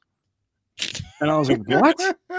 He's like, yeah, your For You page is full of Nico, girls dressed up like cats, scantily clad and pretending to be cats. And I was like, no, Bill, that's not what my For You page is, because your For You page is fed by an algorithm that shows what you like and then shows it to you. Or you. To be fair, I have a TikTok, but I don't even know what's on my For You page because I just upload. I've never actually my wife loves TikTok, to be fair. I will spend so much time on TikTok. That's where we get lost. That's where I get a lot of news stories from. The shooting, the Acorn shooting. I saw some weird TikTok and I was like, that can't be right. And I went and looked it up and I'm like, holy shit. And it just happened. So sometimes I'll look shit up. It's from 4 years ago. Yep. But that doesn't never I literally just upload. I have 2 TikTok accounts, one for Hickory, one for Molasses, who's another project. And I don't otherwise. Other than that, it's literally I use TikTok to film me lip syncing to songs on the other account. And on this one, it's just making dirty jokes once in a while and uploading them. Yeah. But then again, I'm on a bunch of social medias I don't use. There is a official Hickory TDAU OnlyFans that exists. Just because I was like, you know what? Maybe somebody somewhere will sign up for it and they're just going to see a big list of pictures of me with food and making dirty food jokes. Me with a Philly cheesesteak and a caption that says, would you like me to Philly you with my meat? Or it's good or me with a pan of glazed muffins and it says, would you like me to glaze your muffin this morning? Just food puns, and that's basically my entire OnlyFans account. We were going to have an OnlyFans account, but the setup process is arduous. It sucked. They want pictures of a driver's license with today's newspaper, and it was a pain in the ass. It literally took me 3 days, and it's eventually like for a hostage situation. It's eventually what I ended up having to do was I took all the pictures as screen caps on my webcam because I couldn't get them to get clear enough holding my phone and an ID and trying to get us all in my ID and me in clear. So I ended up literally just doing it in front of my webcam and screen capturing them and then using those. TikTok's very similar to the scene in that Mel Gibson movie Conspiracy Theorist where they taped his eyes open and forced him to watch that makes me think more Clockwork Orange, but I don't know what Mel Gibson movie that would be. Well, sorry for reading the comments. I just get used to it because I see Sean's name and I'm just like, oh, that's for me. I should do that. Well, yeah. But speaking of whales. Yeah. I'm on screen. I'm clearly a whale. Not only are blue whales the biggest animals on the planet, on planet Earth, but they're some of the most surprising. New research has shown that a surprising amount of blue whales are actually mating with animals that are 85 tons smaller than them. The whales, which are themselves up to 200 tons in size, have been found to have mated with blue fin whales at a far more regular rate than previously thought. They like them skinny. They don't want them young, nice and little and taut. They also have much larger assholes. It comes as scientists undertook new research attempting to construct a whale genome from scratch. Essentially, the process involves recreating the entire set of DNA instructions found in a blue whale cell, which is incredibly complex what the fuck is wrong with me? Which is an incredibly complex undertaking. Co-author of the new study, Mark Engstrom, told Live Science, this is a long, laborious process akin to assembling a huge jigsaw puzzle after the whale's penis has completely shattered the smaller, huge jigsaw puzzle with no picture on the box for guidance. Oh. The research was published in the Conservative Genetics Journal, focused on B. musculus, which is the most endangered subspecies of the blue whale. This is boring. Show pictures of them fucking something.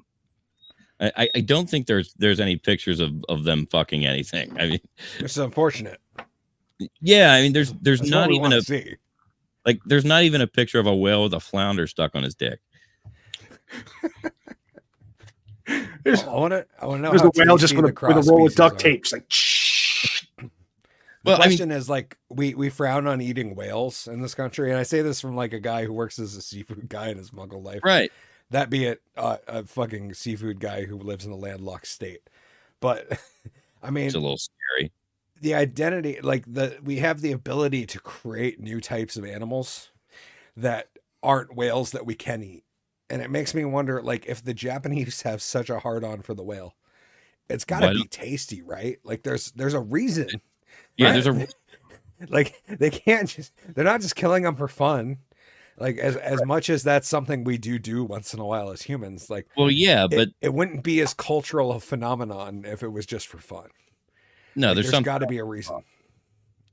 And I think we could develop some new speed. I think a halibut whale would be nice. Like those things are already really big. So if we could get an even bigger one that comes in has a 400-pound fillet. People love catfish. Yeah, we can crossbreed a whale and catfish. Catfish whales. A tilapia whale. Maybe something rare that we're like. God, wouldn't it? Like we can't import marlin anymore. So maybe a marlin whale would be a good way to go. There's opportunities there. People get a little pissy about eating sharks now, right? Although I did see, I don't know if you guys saw, speaking of TikTok, there's a trend about this stingray that's now pregnant, and so there's it wasn't me. It could have been. I can't argue either way, Maddie. I'm sorry, but there's a TikTok trend. My wife got turned onto this earlier and asked me if I had seen it yet, and I haven't heard of it. But apparently, a stingray got pregnant that's been in a enclosure with just sharks, no other stingray. Right. And they're wondering, this thing hasn't had a partner in like 10 or 12 years. I guess his partner died or whatever. Who knows? Right. But it's pregnant now. And they're wondering, like, what did it impregnate itself via some old school, like, there's survival genetics where you need to do that in order to continue the population because it's in isolation. There's no other chance. Or are we going to see a shark stingray hybrid be born? Did a shark fuck it? I'm like, oh, the donkey of the sea, dude. I'm so excited for this. Right? Of the sea. Like, and maybe it's super tasty. You know, these are the things that we got to explore because, like, our population increases. We're going to need to find new avenues to find food. I mean, mules aren't quite as cool as donkeys, but you know, donkeys they smile and they laugh. Like donkeys truly have a sense of humor. Yeah, I mean, Eddie Murphy's great. Like exactly. Donkeys really have a sense of humor. They will laugh at shit. Yeah, and they're called the Jackass, which yes is great. And there's a reason. Like that's the best name ever. And the fact that they're the image for the Democrats is sad. Well, what are you gonna do? Like? Well, they are jackasses, but like, and they are stubborn. Don't get me speaking wrong, but donkeys are way cooler than that. Speaking of sad jackasses, a television station in Portland, Oregon apologized Friday for inadvertently showing racist images during a program aimed at highlighting positive stories. KGW TV displayed the image Thursday evening during the Good Stuff, which includes a Throwback Thursday segment sharing cheesy, silly, or memorable photos submitted by viewer. The image, seemingly from the 1950s, depicted children throwing a ball towards a sign prominently displaying a racial slur. The station said Friday in a statement posted to its website, "We understand the profound hurt this image inflicted upon." Okay. I have never once been hurt by an image. Never once. Apparently, there's no image posted with this story. No, what was the slur? That's always my question. Is like, what was it? I think we can all. I mean, I can assume it was a certain word. We understand. Like, I'd like to know. Right. Our viewer, this inflicted upon our viewers and staff, particularly members of our Black community. To those who were exposed to the image and were hurt by it, we offer our sincerest apologies. Go to the emergency room if you were hurt by it. KJW has a policy of thoroughly screening all content for standards and accuracy before broadcast, but failed to uphold it. The station said it had taken internal steps to address the mistake. We are all appalled by the slide sharing KGW News yesterday evening that displayed an explicitly racist image. James Posey and Pastor J.W. Matt Hennessy, leaders of the Portland chapter of the NAACP, said in a written statement Friday, "We are looking to the KGW leadership to immediately provide clarity on how and why this happened." Oh, well. And this was Oregon? This was Yeah. Yeah. Shout out Sean. Sean's actually from Oregon. Sean. Yeah. Wow, we put together like a whole Oregon theme just for Sean. Yeah. Yeah, which is funny because I have no idea how he found our channel because we're like a couple dudes from Vermont and it's like the other side of the country, but yeah, somehow. That's fantastic. So he's on much earlier. He said, "I begged to differ. My eyeballs and retinas were severely damaged. How dare those children show the disdain for their sign?" Yeah, that's the funny part, right? Is that it was an image of these kids throwing rocks at the sign because it displayed something that was considered inappropriate then. And it's still like, I feel like that's almost like it's a civil rights image, right? Is like these they're throwing rocks. They're throwing rocks at the sign. The sign says the bad thing, the slur. So, like you wouldn't if we had an image of a bunch of kids throwing rocks at Hitler, we would be like, oh my god, that's a fucking that's a historic image that could be used, but like, as a show that like the general sentiment of the people were changing. I feel like that's what they have. And still people are just like, oh, it says that word. We can't, that's awful. And I'm like, no, that's a image. Alex Jones claims the frogs are gay. Sounds like the whales are next. No, they're a trans species, Sean. Get with the times, my friend. Dude, he made great fucking comments. Dude, he's been an all-star on the show. That's why they were just identifying as a dolphin. Oh god. Fantastic. You had mentioned earlier, Matt, that there's been a lot of callbacks to early shows in this show, and I think fucking smaller animals definitely calls back to a story you told early on about building a better mousetrap and needing duct tape. Well, that one. All right. So,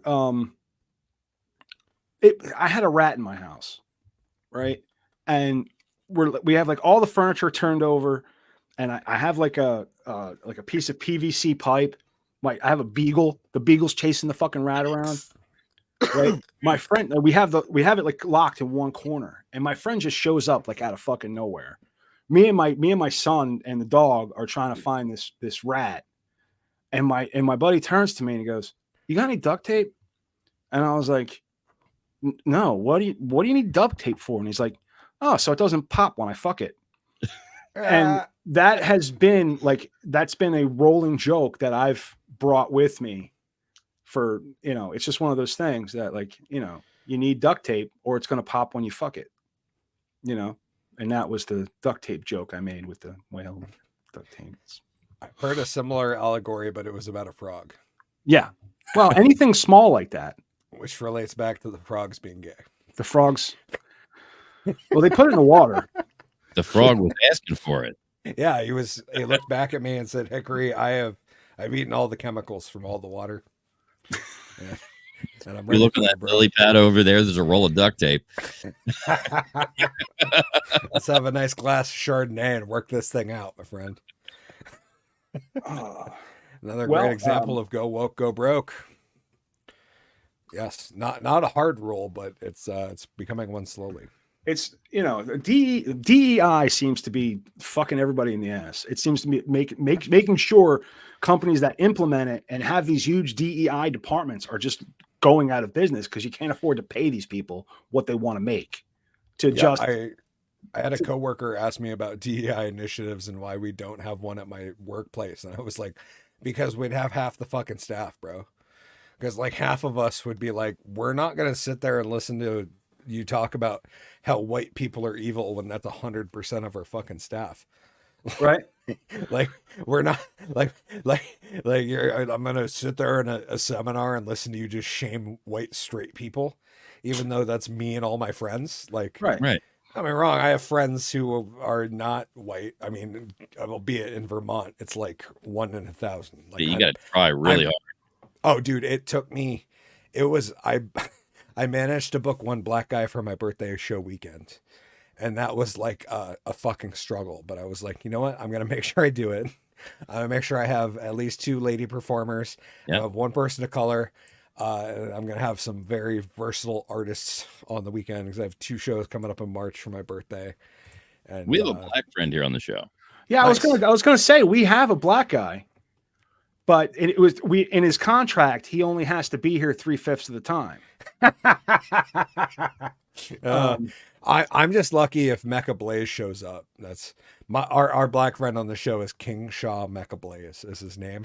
Wow. And yeah, he's fucking awesome. But literally King is the first. But speaking of Big Daddy, we have a segment on the show that we usually run during B Block called Big Daddy Asks. And this is this week's question. He basically just poses a question to the group, and then we get into it. Okay. All right. So here we go with Big The Daddy. Media Virus Podcast presents a Stanley McFadden production. Big Daddy proudly brings to you. Looks like Tyson James in that photo. Big Daddy asks. He's got a great beard. If you had to go to Walmart and you have to buy 3 items for the sole purpose of making the cashier as uncomfortable as possible, what would you put on the counter?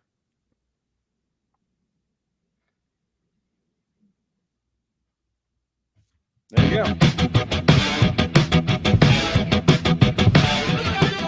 So what are the 3, if you're going to Walmart specifically to make the cashier uncomfortable?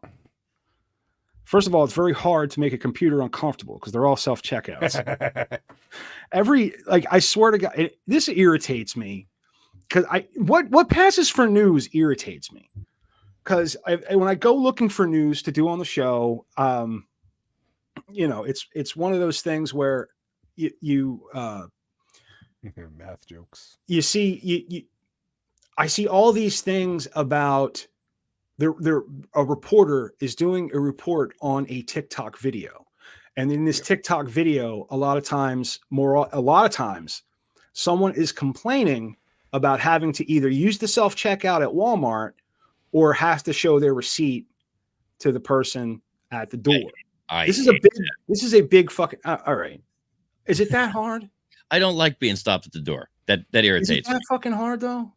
Yeah, kind of is. Go the way to your fucking receipt. A line. When there's a line, I walk right past them. So do I. But if I'm just walking up and there's some old bitch there, I fucking show her my receipt. So the sad part is I come from a place that's small enough that like I live literally 45 minutes away from the nearest 2 Walmarts. And at least in the one in Rutland, Vermont, like they know us. Like they don't check shit. Like everybody says, hey, like they wave. I'm always like, have a good night. And like I know the guys' names at this point. But do they have cashiers? Yeah, there's usually like 2 registers open and then the 6 self-checkouts. All right, so and the local grocery store has moved to like, I think I work at one of the only grocery places in my state that doesn't have a self-checkout. Wow, nice. So I'm so irritated with the service at our BJ's that if I have to go in there, they've got this. Dude, as many times as I've been in BJ's, I've never gotten one. Never. Me either. I hear you. But I hear you. I'm so upset with the service there. They've got a function in their app where you can scan your shit with your phone as you go through. Walmart's got that. And as long as you stay under a certain dollar amount and a certain item count, you go to the door and they scan like 10% of what you've got and you leave. And I've just been doing that because I can't stand to suffer the one cashier that they do have on while they have 15 self-checkout lines that are only halfway working anyway. Well, Walmart's got that too, man. You can walk around and scan your shit. And ever since the pandemic, you now have to stand in this line that extends back through the entire warehouse, which pisses me off. I'm smart enough to walk up to the cashiers and say, okay, there's 4 people in that line and there's 3 people in that. I'll get in the line with 3 people. Then both lines will have 4 people and everything's going to work out. But no, they can't trust me to do that. I have to now interact with somebody who turns around and decides what line I need to stand in. Oh, fuck you. Nobody's telling me what fucking lineup. No one is telling me what fucking... That would drive me up a wall. I would tell that person to shove their head up their own fucking ass. I have. Here's the thing. My wife makes fun of me because I will walk up and down the registers and I will look at the people, not only the people in line, but the fucking cashier. I'll get in the longest goddamn line if that cashier looks competent. Yes. Because if the cashier looks competent, then that line's going to be the fastest one. So during the pandemic, they had, like I said, they had this line. You got to go stand it. So we get in this line. We're in this line, and this woman walks up and gets right in front of us. You know, your social distancing, you got to be so many feet from the person in front of you. And this lady just rolls in.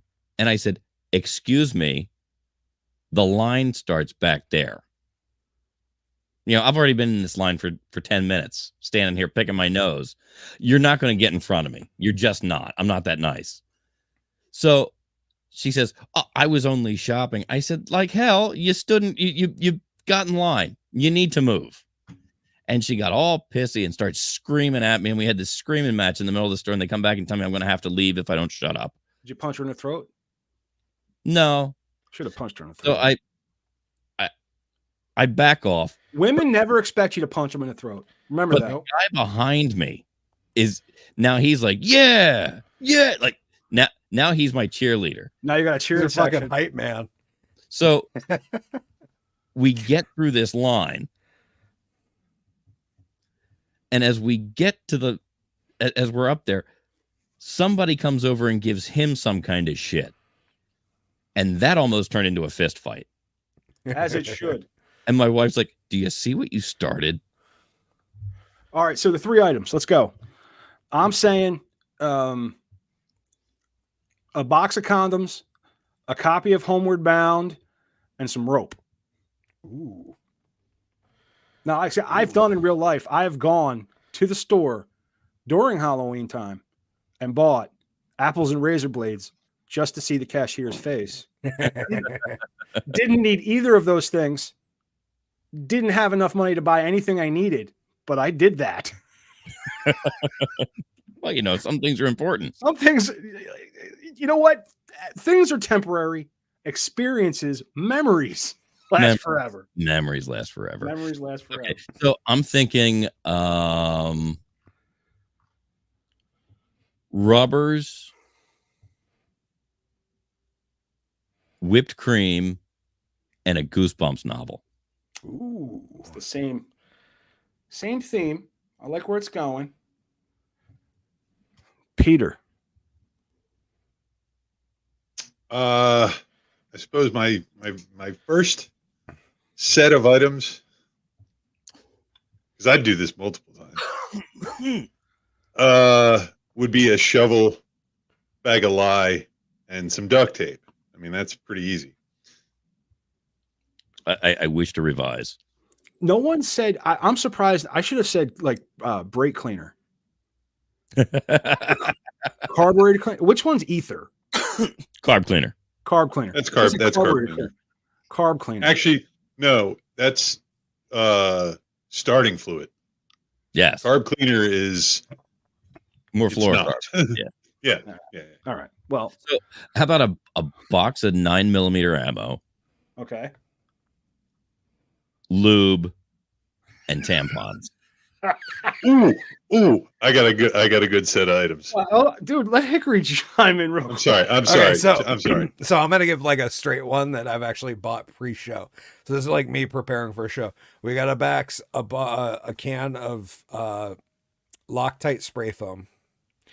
We've got a rabbit vibrator from Trojan, which they now sell at our Walmart. I don't know if you guys have that. Oh, I've seen sex toys at Walmart. Yeah. And a deck of playing cards. And Okay. it's just enough to make a cashier go, what the fuck does this have to do with each other? But to be honest, these are 3 things that I would prominently use on stage during one of my live shows. Because I go through about a pack of cards to 2 pack of cards per live show, usually, because I ruin cards, people sign them, I tear them up. The spray foam is for craft making. So I build a lot of my own props for the show. So like an example would be like this hat.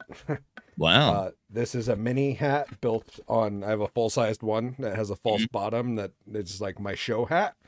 Then I've got this mini one. I've got another mini one. Then I have a somewhere in between that's the tip hat. But this was all just built out of craft foam, hot glue, paint, and then I did buy and paint this. I do a lot of weird shit like that.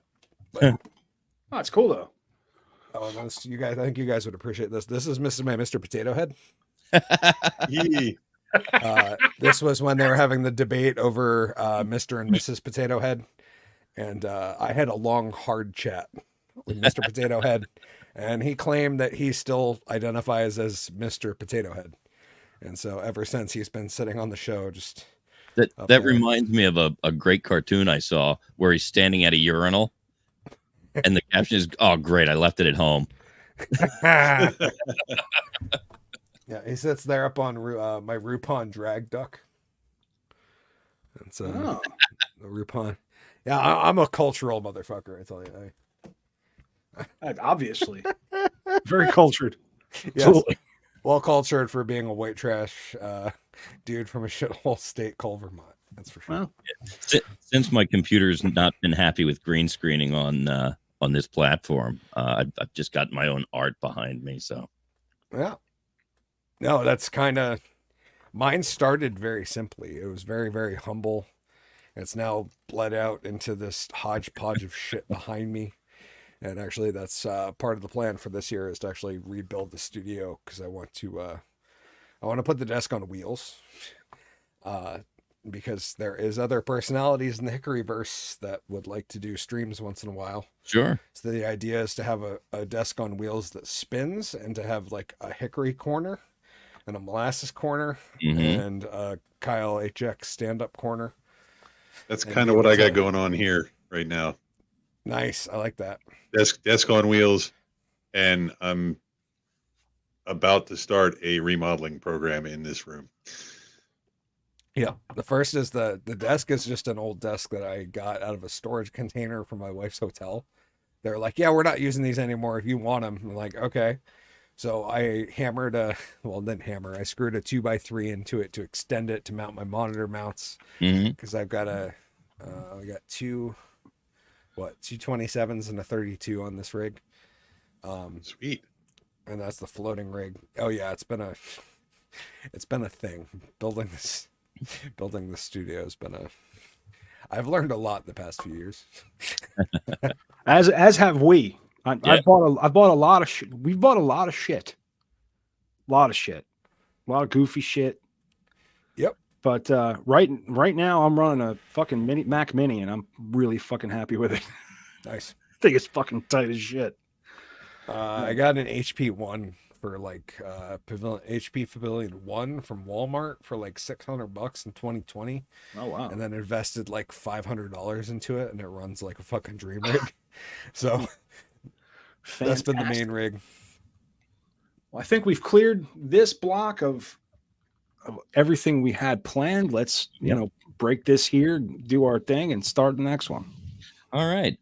Just a reminder that as always, our blocks are brought to you by 302-46 Voice, My Sports Reports Art Shop over on redbubble.com, Stat Moms Without Children podcast, and the Disruptive Minds podcast. Coming up in the C block, we're going to finish out this week's show with Just the Tips, number 78. We're going to discuss Paul McCartney's bass and Billy Joel's plan for a not-so-hard rock band. All that's coming up in the C block right after this.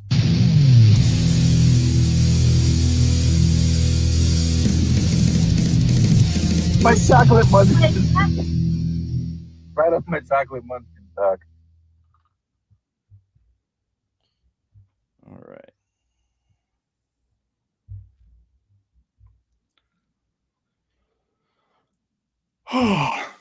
How you doing, man? You cool? Everybody cool? All right. Oh, I'm great. I'm having a blast. Thank you guys. Peachy. Yeah. Cool.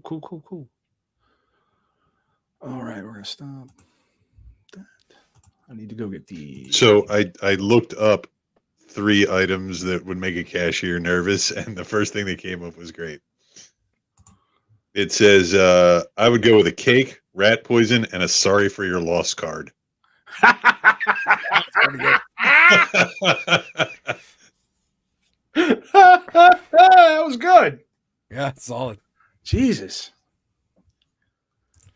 I say it all the time. We do the show too late because my brain shuts off like somewhere. That's what my wife just said. She just messaged me because like usually our show is like 8 to 9:30, 8 to 10 maybe. Oh, okay. She's like, oh, are you close? Yeah. And I was like, oh, we're going to the last segment or 2. And she was like, wait, just now? I'm like, yeah, I know. Sorry, man. No, you're good. Yeah. No, I'm enjoying it. But you go twice a week, right? You No, do we Wednesdays. No, we just do Wednesdays on the live show. And then I try to do on the main channel. I basically do reactions on my main channel. Try to do 3 a week. And then I have a gaming channel where we do 3 to 5 a week. And then I have the 2 music project channels. So there's a Molasses one and a Uncle Dad one. Uncle Dad's the pop punk band. Molasses is my hip hop project. We got really excited when we saw that because I was like, I heard of them. The lawn care rapper is MC Molasses, and so half of it's like has nothing to do with lawn care, but like half of it is legitimately lawn care rap. Like it is like he sings dedicated to the art of lawn care and having fucking green stripes in the front yard and dominating the block and shaming your neighbors. Oh shit. And that shit. And the other half is just who's that? Whatever I come up with. That's you? MC Molasses Official is my is that You- channel you- on YouTube, you- but it's on Spotify and iTunes and all the major streaming, all the platforms. I haven't mowed my lawn since the beginning of August. I haven't mowed mine since October. And My lawn is longer than my hair. Oh no, shit! Mine's It 2.5 But it folds down, so it looks okay. Mine's 2.5 inches, and it legit looks like a like in full summer. Like when I'm on my game, my front yard is like it's video ready all the time. Like we shoot music videos on it. Yeah, it's silly. It's something I fell in love with like 2 years ago when we tore down the old house and rebuilt the new house. We completely re-landscaped the entire property. So I finally had a spot where I was like, oh shit, like I can get my lawn properly leveled by laying in some sand. Like you could like make like a putting green on that bitch. I'm like 2 years out from being able to mow in a putting green. Nice. It takes time to get there. Like you've got to, it's effort. Yeah. I've been leveling a little bit more each year, laying down fresh seed every year. Like it's a very like, but yeah, Hickory's lawn is so nice. Arnold Palmer would roll his balls across it. Balls across it. Are we fighting to put this up? And he played golf on it. Yeah, I saw him went to put it up, and you had already been there apparently. Yeah, it's getting there. Like we're yeah, I'm like 2 years out from where I could probably mow in a green. Nice, but it's been yeah, it's all Kentucky bluegrass. I live north enough. That'd be the only way I'd play golf is if I had a putting green or whatever. When I was a child, I call it a fleeting glimpse. No, when I was a child, my father's mother lived in Arkansas, and we lived in New Jersey, and she was quite old. And it was the first time, like, I had never met my dad's mother, my grandmother on my dad's side. I was probably 4, 5. Young enough. This is one of my core memories. Is my mom saw a sign, I think in Kentucky, that said "Home of the Bluegrass," and my mother wanted to see bluegrass. And she was like, "Oh, I want to go see the bluegrass. I've never seen bluegrass before," because she thought the grass was fucking blue. To some extent, it is. I mean, when it's next to other grass, it looks very blue. When it is properly ferted and mowed, it looks very blue. It's borderline. Like it's dark enough that the stripes look blue. I just sent in the private chat. I sent a clip to. This was a video called Sunday Fun Day that I did last year. So it's MC Molasses featuring me because that's something I'm a fucking dork, and I have had multiple projects where multiple personalities in the Hickory verse crossover, and that was one of them where like you're more than welcome to check it out and watch it on stream. It's not going to get copyright claimed or any of that bullshit. So, but that one was just like a fun, it was like a 90s kind of throwback song. But yeah, some of it's like super aggressive hip hop about. We're going to bust out some fucking MC Molasses. In the Sunday Fun Day featuring Hickory TDAU, because that's me. Good evening, ladies and gentlemen. Of course, I'm Team Molasses. I'll be your guide tonight.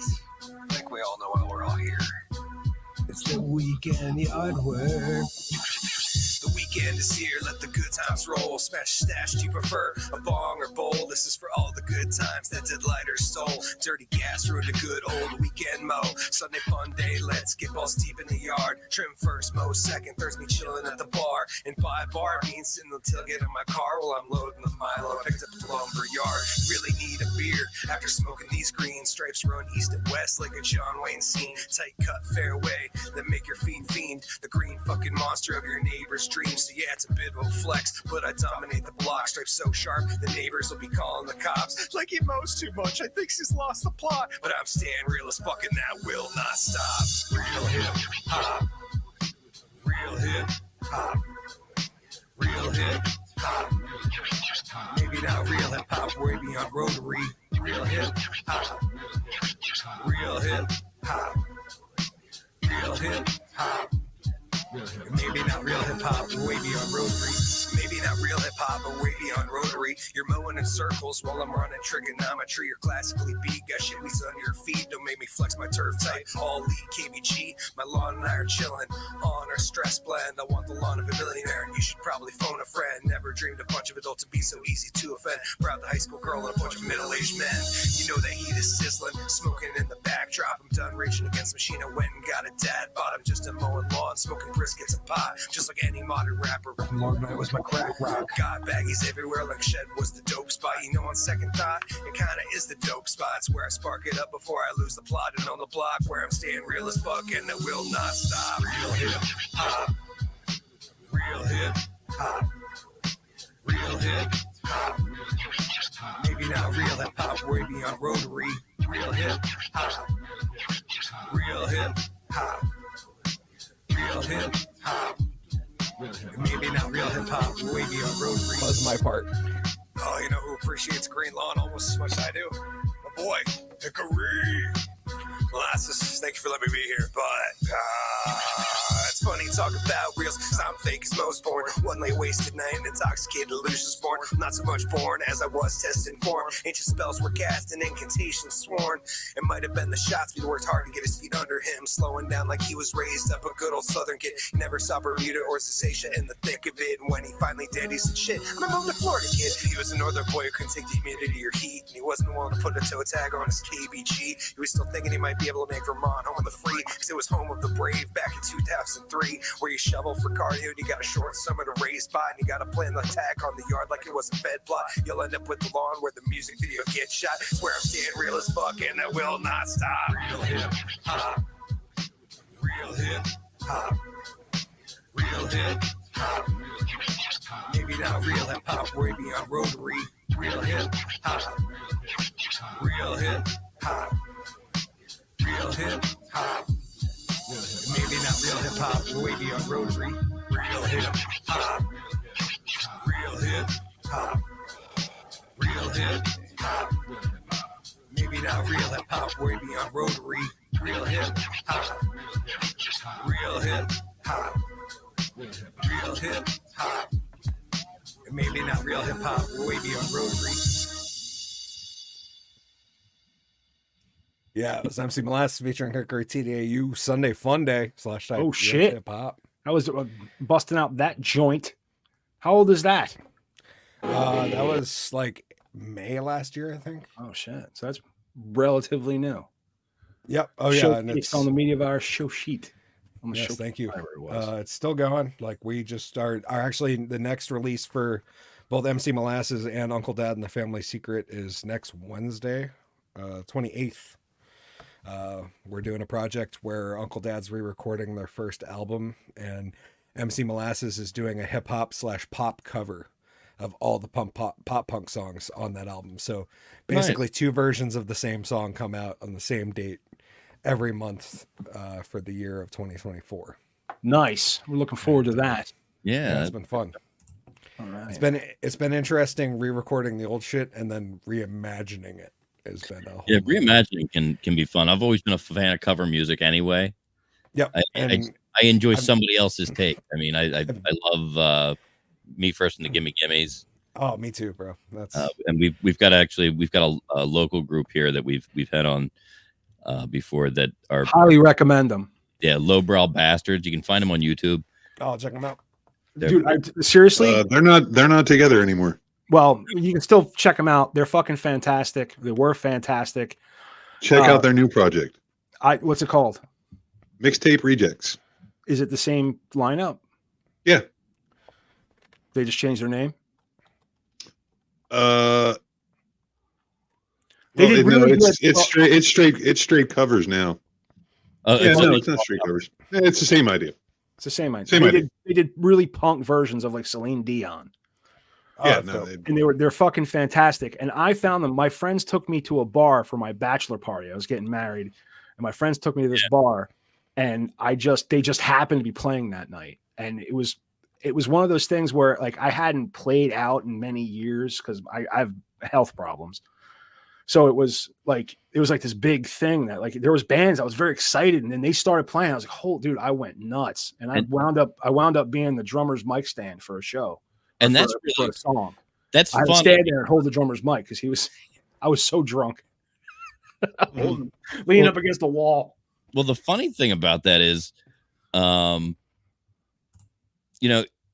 you were by the time you got married, you were on the other show with us. Yeah. And we already knew Lowbrow quite well. And you didn't know that. And then you even told the story, but I don't think you mentioned that it was Lowbrow. Like, so we didn't know. It wasn't until we were doing this show, you brought something up about it. You remembered their name. And I was like, I know Frank. Yeah. Yeah, it was fantastic. But like I've told you about the other member of the show, Big Daddy. In the C block, he has another little segment. This was the first segment he decided to ever do. And this is just the tips. Just the tips with Stanley McFadden.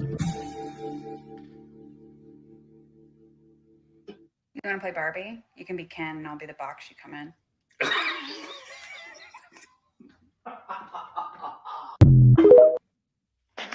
Good evening, ladies and gentlemen of the Media Virus Podcast. It is I, the one and only Big Daddy, Professor of Big Technology from the U of V, bringing at you another episode of Just the Tips. Tonight's episode 78.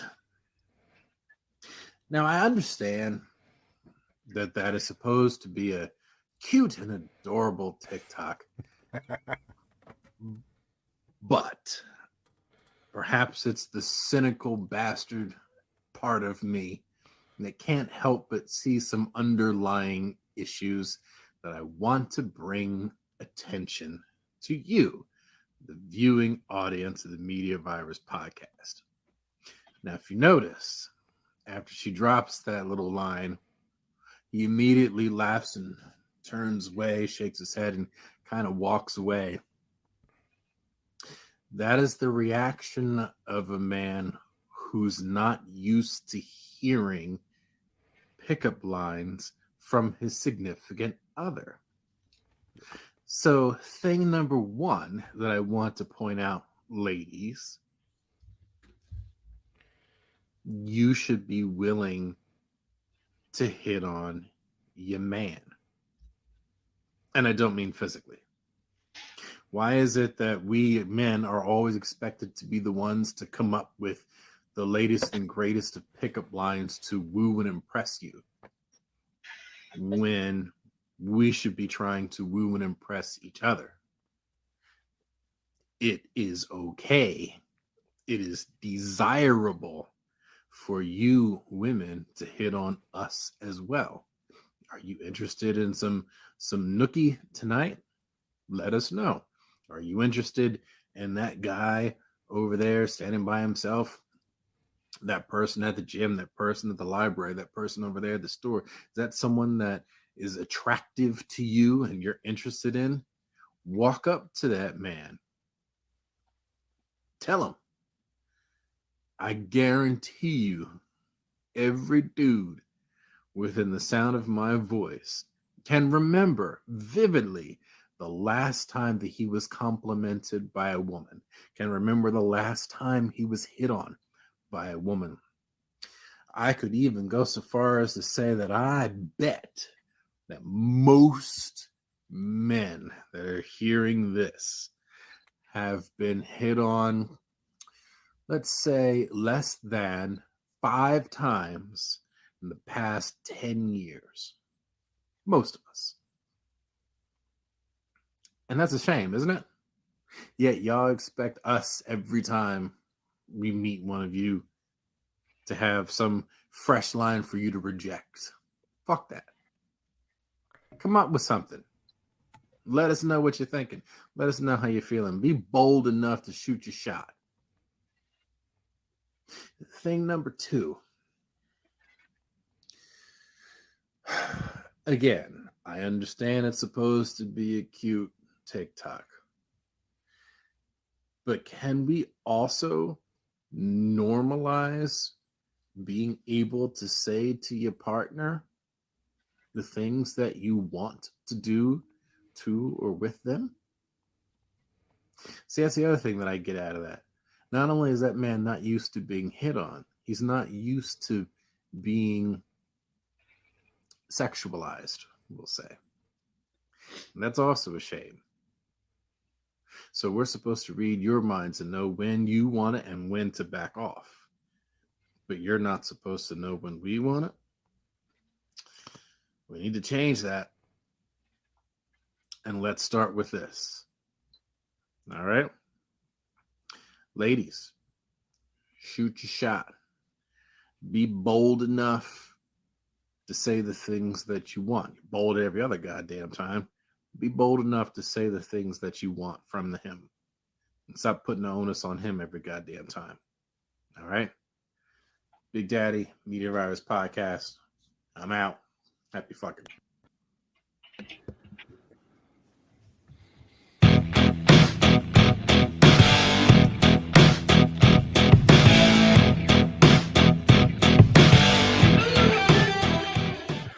Another Thank you, Big fascinating Daddy. tip from Big Daddy, who has joined us this evening. How you doing, man?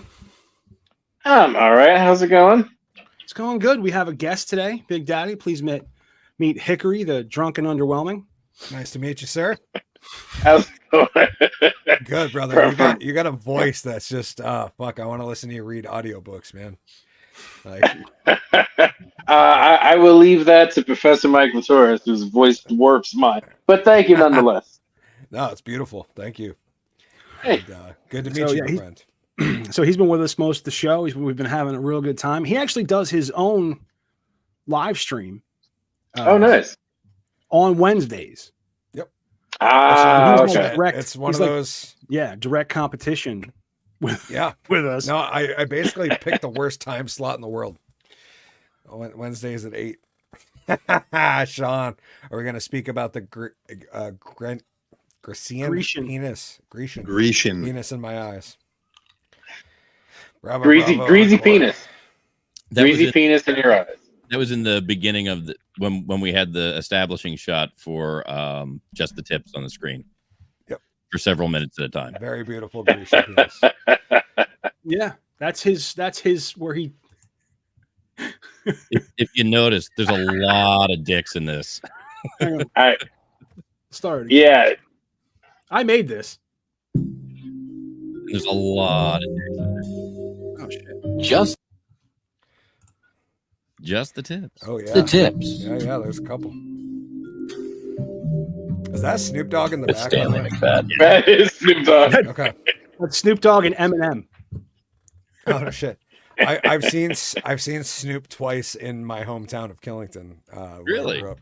Yeah, in a bar that's probably like 1,500 capacity at most, and it was dope. I understand That being said, I wouldn't pay to see him again. Like twice, I'm good. My understanding he's very regular, a kind of a good guy. There's a couple of Howard Stern interviews out there with him that are just fantastic. I find it fascinating. He had a whole arc on Trailer Park Boys. Did he really? Oh, Yeah, shit. yeah. Him and Tom Roseanne's ex-husband. Tom Arnold, yeah. Arnold, and Doug Stanhope. Okay. Oh, I love fucking Stanhope. Oh, He's dude, like- it's great. It's just He's you have to probably my know the favorite. story to think it's funny, but I love it. He was the first performer I ever saw on stage stop a show and be like, yo, if security is going to try to kick people out for smoking weed, I'm going to fucking roll out. Right. And that immediately, I immediately was like, okay, I respect the dude. Like he stands by what he's doing, and he's not going to allow people in the audience for getting kicked out for something he's blatantly doing on stage. Right. And that was like a moment where I was like, okay, that's like a whole, like, don't get me wrong, I respected Snoop for what he did for hip hop and all of his contributions and his beautiful relationship with Martha Stewart and what they've done for the Puppy Bowl. But that moment was one of those where I was like, oh shit, actually, dude actually like cares about what he's about. That's not what I expect from my usual top 100 recording artists nowadays. No, like I said, there's a couple of Howard Stern interviews out there that are available through SiriusXM as podcasts that Snoop did with Howard. He's absolutely fascinating because even today, like they were talking about some of the back catalog, and even 20 years later, they're bringing up a clip, and he's dropping right in, still knows every word. Yep. And just completely on time with it. And when you see artists, I mean, that they maybe can't do a song for you because they didn't practice that one to go out on this trip. Oh, those deep tracks on the album. Snoop knows and he's super intelligent. If you just listen to the guy, he is super intelligent. You figure I've been listening to Snoop since I was a teenager. So you figure 30 years worth of songs. I'm sure this man has a catalog of a couple of hundred songs underground, ones we know about. So to pick up and just one.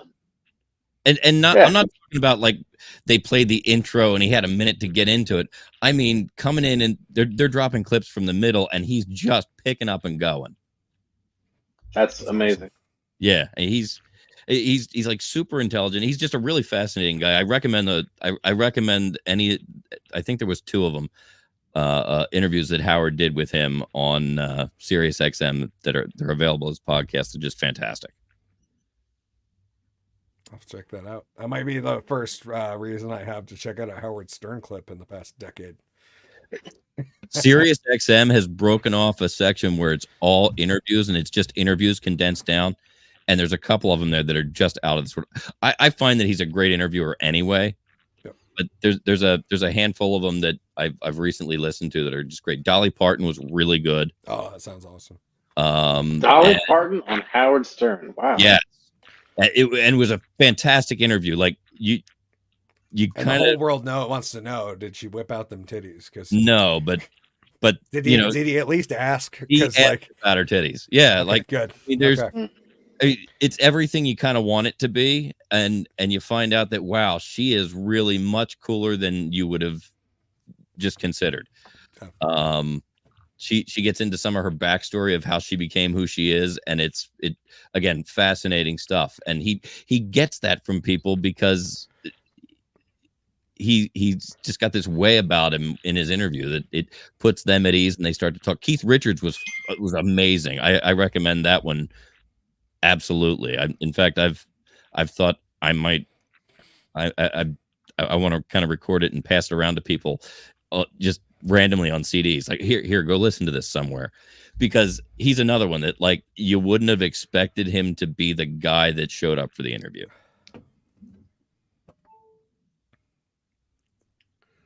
Well, speaking of unexpected things, Paul McCartney got his bass back.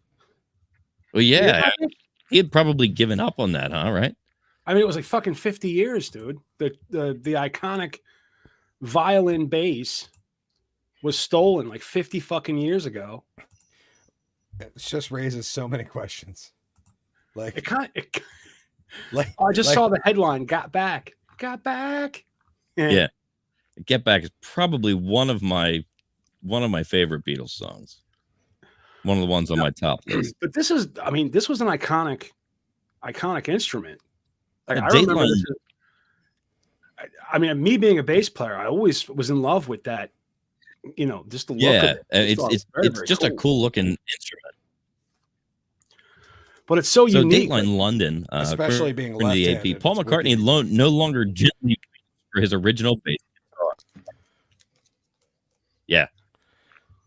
No longer a 5-year search by the manufacturer for the instrument that was aided by a husband and wife team of journalists helped reunite Beatles star with the distinctive violin-shaped 1961 electric Hofner that went missing half a century ago and is estimated to be worth 10 million pounds or $12.6 million. That's a heavy bass. McCartney had asked 12 million pounds. How the fuck? I think it would crush him. Right? How does he keep it over his shoulder? He's an old bastard. No, he's got to be one of the X-Men. That's the only explanation. He's holding it up with his dick. That's it. So as long as we're this far, I'm gonna throw the brakes on and ask an unpopular question. Who do you think is going to win the Beatles, Paul or Ringo? And by win, I mean last man standing. I think it's Ringo. Well, it is Ringo because Paul. That's not the real Paul. Paul's dead. Everybody fucking knows that, right? That was that was a big conspiracy theory. That's why in the Abbey Road album he's barefoot. That's right. So that Paul's dead. But I mean, you gotta look at it. I mean, who'd have thought Mickey Dolenz was going to win the Monkees? Right? Fucking Mickey. Who do you think is going to win Nirvana? Chris Novoselic or Dave Grohl? I'd like to think it's Chris, just because like I like all of them, and I appreciate what Dave's done in his post Nirvana career, but part of me just hates him. Like I hated him early. He's become like I feel like Kurt would fucking slap him in the face for like some of the shit he said, and like as a kid who grew up on that shit, part of me just fucking hates Dave, and which sucks because I really like some of the songs he's written. I really like what he's done in his post Nirvana career, but part of me is just like, I fucking hate Dave Grohl. Yeah, no, I know exactly how you feel about that. Have you seen the Big Daddy has actually voiced the same contempt for Dave Grohl. Yeah? No. Have you seen the Funny or Die video that's out with Dave Grohl and Lionel Richie? That is a funny fucking ad. I have not.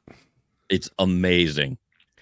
It opens up on Dave at a piano, and he's playing Hello, kind of low, and Lionel walks in and just fucking loses it on him. It's amazing. It's my fucking song, Dave. Yeah. My fucking song. My fucking. If you've never heard Lionel Richie curse, because I've never heard Lionel Richie curse before, it's great. You've never heard him utter an angry word. No. He's never even said more than excited. I have also refused to watch the Foo Fighters horror movie. I guess called Studio 666 or something like that. I saw it. And I saw that it came out, and that's like all the wife and I watch is horror. Like that's like the one genre of movie that we continue to watch, because there's a lot of like, that's like where independent dudes go to like start their career. And like there's a lot of interesting ideas that come from horror, and a lot of cool Mike was stuff that's done on a low budget. I just did a horror movie. It's a 6-minute short that's scheduled to come out. But it's actually making its way through the festivals right now. It's called The Bug.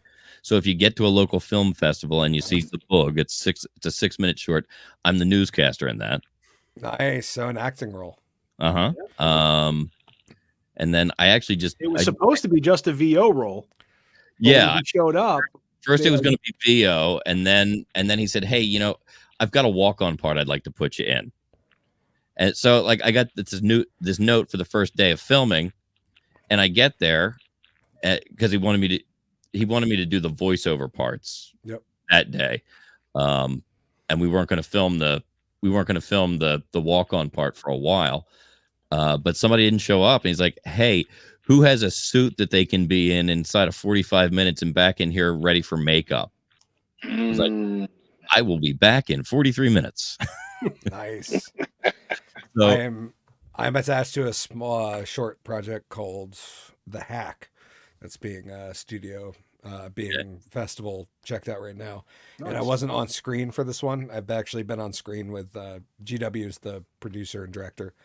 And I've been on a couple projects of his, but this was the first one where I ran sound.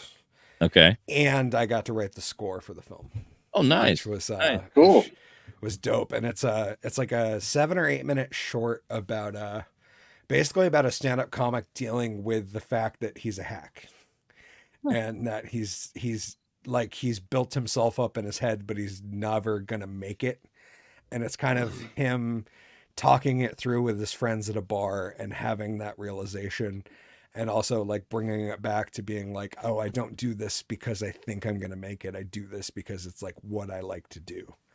And yeah, it was stoked. I'm working on the second score. I'm doing a score for an interview about a lady named Cindy who went through non-Hodgkin's lymphoma. So completely different vibe, but that's what I'm working on scoring right now. And yeah, that's been a whole nother, it's a weird part of the movie making process to look at, is to be the guy that's got a fully edited, ready to go video. And it's like, hey, now you got to put music to this to make it pop. And you're just like, oh, okay. Like, what do you want? During the hack at one point, he actually sent me a clip of a Velvet Revolver song and was like, hey, could you do something like this?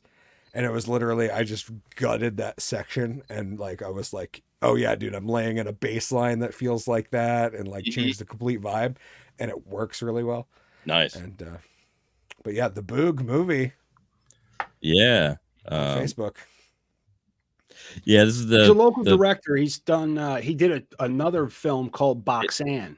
Yeah, he did a feature length a couple years through the pandemic called Boxan, and that's actually how I got hooked up with Brian. He reached out on. It was funny because we bumped into each other on Facebook because we had a bunch of common friends, and it turned out like we'd see a post and we'd start making comments and just kind of riff off of each other. And I don't even remember which one of us it was that reached out, but basically there was a private message sent that was like, hey, we seem to bump into the same people on the same posts and make really great jokes together. We should probably be friends too. So we friended each other so that we could, kind of keep up with each other's posts back and forth. And one of his that came across was, hey, I need somebody to voice a trailer for Boxan. I'm getting ready to put a theatrical trailer together. Here, read this as your audition. So I did, and I sent it to him. I didn't hear anything. So one day I sent him an email. Hey man, what's up with that audition? He's like, oh, I didn't email you. I decided to use yours, man. You got it. And I was in my first movie trailer, which is cool for me because that's one of my dreams from the time I was just a little kid was I wanted to be the guy in the movie trailer. In a world. And Mike, without any spoilers, what's the Boog about? Like, what's the non-spoiler plot synopsis? Sort of like post-pandemic. There's something new happening, and this new thing causes children to have boogers that pop out of their nose and grow into these big monsters and fight everybody. Nice. Basically, this project was a kind of an excuse for Brian to do some pretty heavy effects and fight over COVID.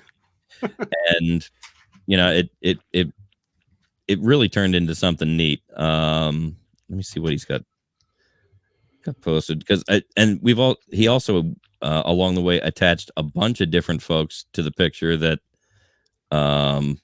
like we had Les Price was there from the beginning. Les is he's actually the Boog, but he's a stunt man. He works out of Philly, but he's done a bunch of stuff. He's in a bunch of real life projects. Real projects, not Dylan Mulvaney projects. Yeah, like he's the real deal, man. He was a really cool guy to work with the day that we did our filming. We're going to be in Ocean City, the Ocean City, Maryland Film Festival on March 7th through the 10th this year. And I think we show every day in that. Well, that's fantastic. But it's a fun project, and like I said, Boxan was also a fun project. I got to be attached to some of the back end stuff because I wasn't a part of it as they filmed, but because I was attached to it, I got to go to the premiere and meet and see a bunch of people and see it on the big screen. And they did the trailer on the big screen, so I got to see my movie, like the trailer as an attraction, kind of with me there. Dope. It was so dope to sit in a theater and hear my voice come out over the sound system. So, you being a horror movie guy, you being a rock guy, I grew up with, starting with White Zombie, was a huge fan. I wasn't really big into Rob Zombie's solo project. Like Hellbilly Deluxe was okay, but his movies. What do you think of Rob Zombie as a filmmaker? I generally enjoy his work. I do too. What did you think of the new Monsters? That one fell a little flat with me. The hard part is that in my head, I know exactly what the Monsters movie should be. Yes. And I realized that Rob Zombie and I are two entirely different individuals who lived entirely different lives, and his vision of it was not what my vision of it was. I thought it was as cool as it probably could be. I thought it was. I will say I enjoyed it. I did. It was not. Yeah. It's not making like the replay, like the No. we watch it every Halloween season list. No. But it was. But it's worth probably 2 watches. Yeah, it was a fun watch. I will say the first Halloween was like the first time in a while that I actually got like guttural reactions where I was like cringing and tensed. That being said, that's more common now. Like now there's a lot more media where I can get that same reaction in horror because people have realized like, oh, we need to step it up. Yeah. We need to make things a little more uncomfortable. But that was one of the first mainstream movies in a long time that actually gave me that like, oh, I don't like this. Like, I don't like, I like it, but I don't like it. And I don't feel comfortable watching it because it makes me uncomfortable. It's almost like, the first time I watched, like, what are all those, the girl gets sexually abused and comes back and, Spit on Your Grave movies. Like it kind of gave me that reaction where I was like, I shouldn't be watching this, but I'm loving it. Yeah. Type feeling where I'm like, this feels wrong, but I love everything about it. And I can't wait to see where it's going because I know it's going to pay off in the end, no matter how bad it is right now. But yeah, no, overall, Rob Zombie's like his directorial stuff is great. I like the early stuff more than later stuff. To be fair, I like the campiness of like House of a Thousand Corpses and that was a great. That wasn't a great movie. Here's the thing about House of a Thousand Corpses. It's a lot of great pieces. It's a lot of great pieces. That's true, but it wasn't a great movie. But what it was a great introduction for one of the greatest movies ever made, which was The Devil's Rejects. Yeah, I agree. I adore that movie. I will watch that movie over and over and over again. What's the matter? Don't you like clowns? Captain Spaulding is my spirit animal. If I'm going to come back here and if you don't tell me why you hate clowns, I'm going to kill your whole fucking family. So yeah, but I have no transition into the next story or subject or anything. That being said, I would love a Captain Spaulding versus Art the Terrifier arc, like Art from Terrifier. Yeah, I would love to see those two together. That would be great. Spaulding's so like just fucking boisterous and spoken out loud, and Art conveys everything through his mannerisms. Yeah, and I think they would make a really funny like evil clown duo. And like, to add the gore of Terrifier. Yeah, that was it.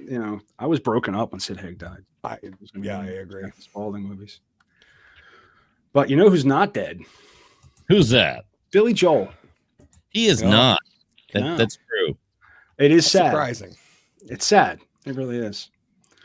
But he wants to. He was thinking about putting together a band. With him, Don Henley, Sting, and maybe John Mayer. You've heard of One Direction. Now it's only one of us can get an erection. Oh, damn. I knew that was a good joke. Yeah, I told you. Right? Are they just going to do Grateful Dead songs? Because that's like all I can associate John Mayer with anymore. Right. Is like being the Grateful Dead guy. Like he's like the guy that saved the Grateful Dead. And for that, I will never forgive him. What? I didn't. Now, see, I have a personal hatred for the Grateful Dead. Them and Fish, I just don't get it. Oh, yeah. Being Fish from a guy in Vermont. Don't get me wrong. Don't mind you. Listen, I enjoy jam bands. Okay. If you ever listen to Sleep, they're fucking great. You ever heard of Sleep?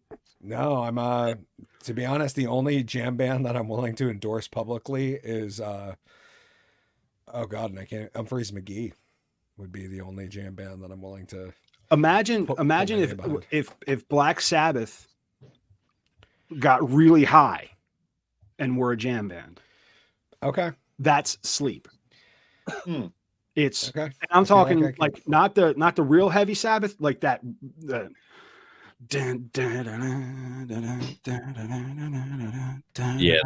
the droney kind of experimental stuff.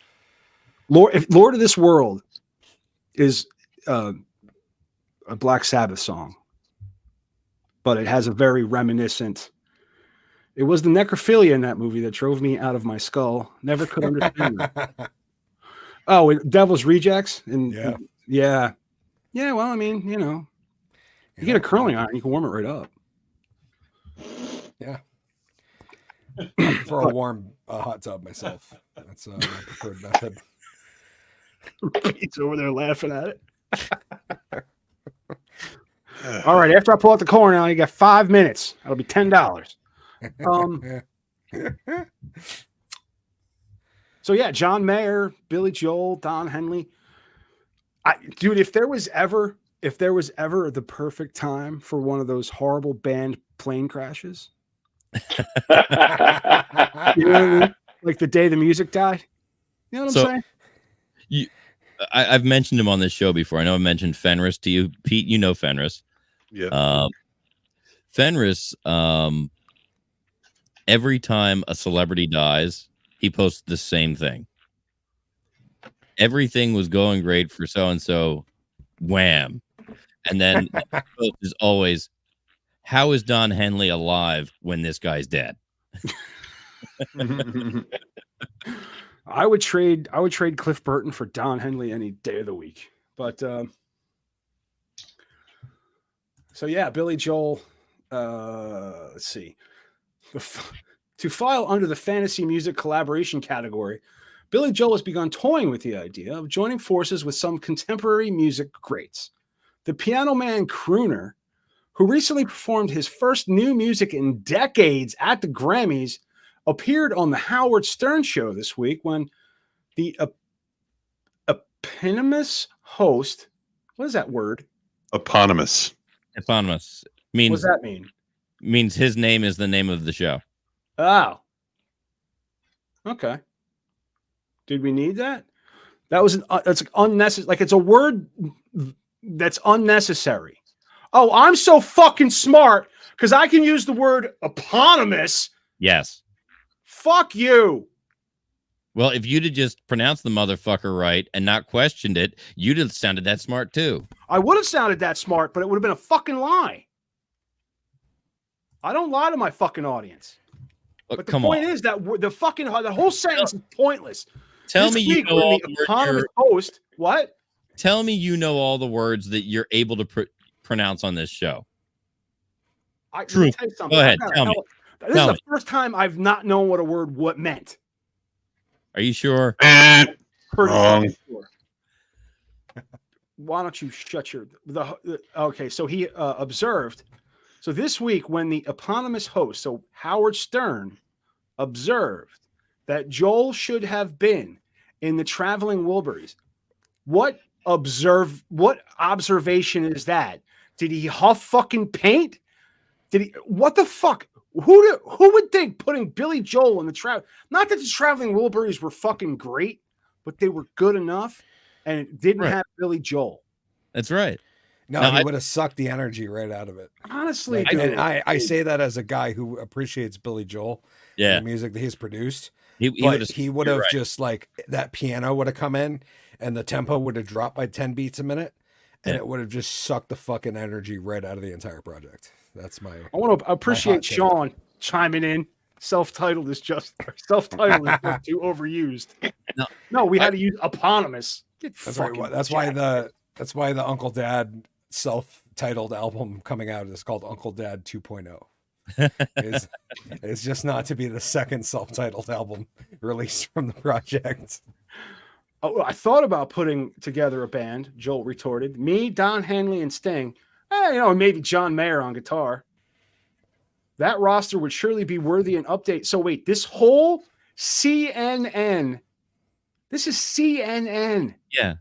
They're talking Grasping. about they heard an interview On the Howard Stern show. on the Howard Stern show. Right. So this reporter did abso-fucking-lutely nothing. That's right. Listen to the radio on the way to work. Yep. And then wrote an article And got wrote paid. a fucking article and pats himself on the back because he was able to use the fucking word eponymous. Listen, that was a deadline that he totally forgot about. He was like, "Oh shit, what do I do now?" Turned on the radio. There it is. When Stern asked why Joel's supergroup hasn't become a reality yet, the 5-time Grammy winner chalked it up to, well, everybody's busy. Or, well, maybe this is the first time that's words have come out of your fucking mouth. I'd also like to point out Joel's complete lack of diversity in the group. Just It's all white saying. dudes. It's all white racist. It's all old white men. Well, Like we can't even get a brother on bass. Like, what the fuck is that? I've seen Billy Joel live a couple of times. Once with Elton John, and then once on his own. I am jealous. Not gonna lie. I will say that both fantastic shows. A lot of energy in his live show. But well, it's different. It's different because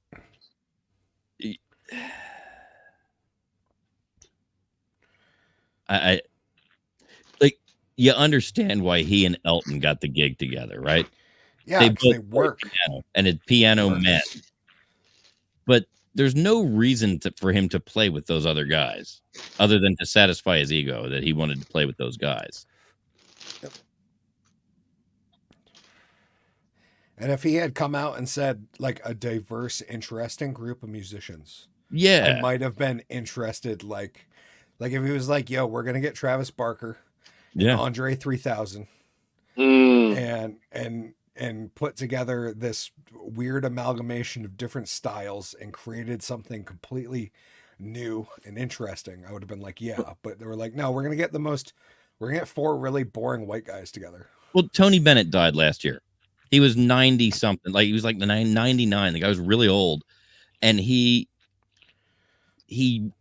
remained relevant and recorded up until probably 6 months before he passed away.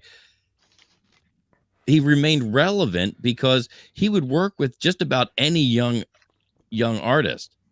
He worked with Lady Gaga. He's worked with Sting. The girl who overdosed, the great voice, Amy Winehouse. Winehouse. Every year I name my Christmas tree Amy Winehouse. But he spoke very highly of them, and he made it very clear he only worked with people who wanted to work and were good at what they did. He wouldn't just work with some hack, and he remained relevant well into his 90s. There's people that are younger than me that actually know who he is because he worked with these younger people, and they got the opportunity to say, "Hey, wow, that guy, he's got something going on because that person I like worked with him." It's that crossover validation, and Billy Joel doesn't have that. No. And he's only in his 70s.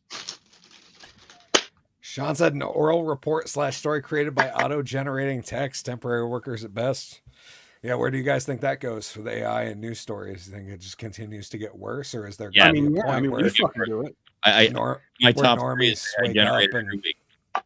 I know, but like with Sports Illustrated, where you've got like a mainstream publication that got called out. They didn't even have just generated AI articles.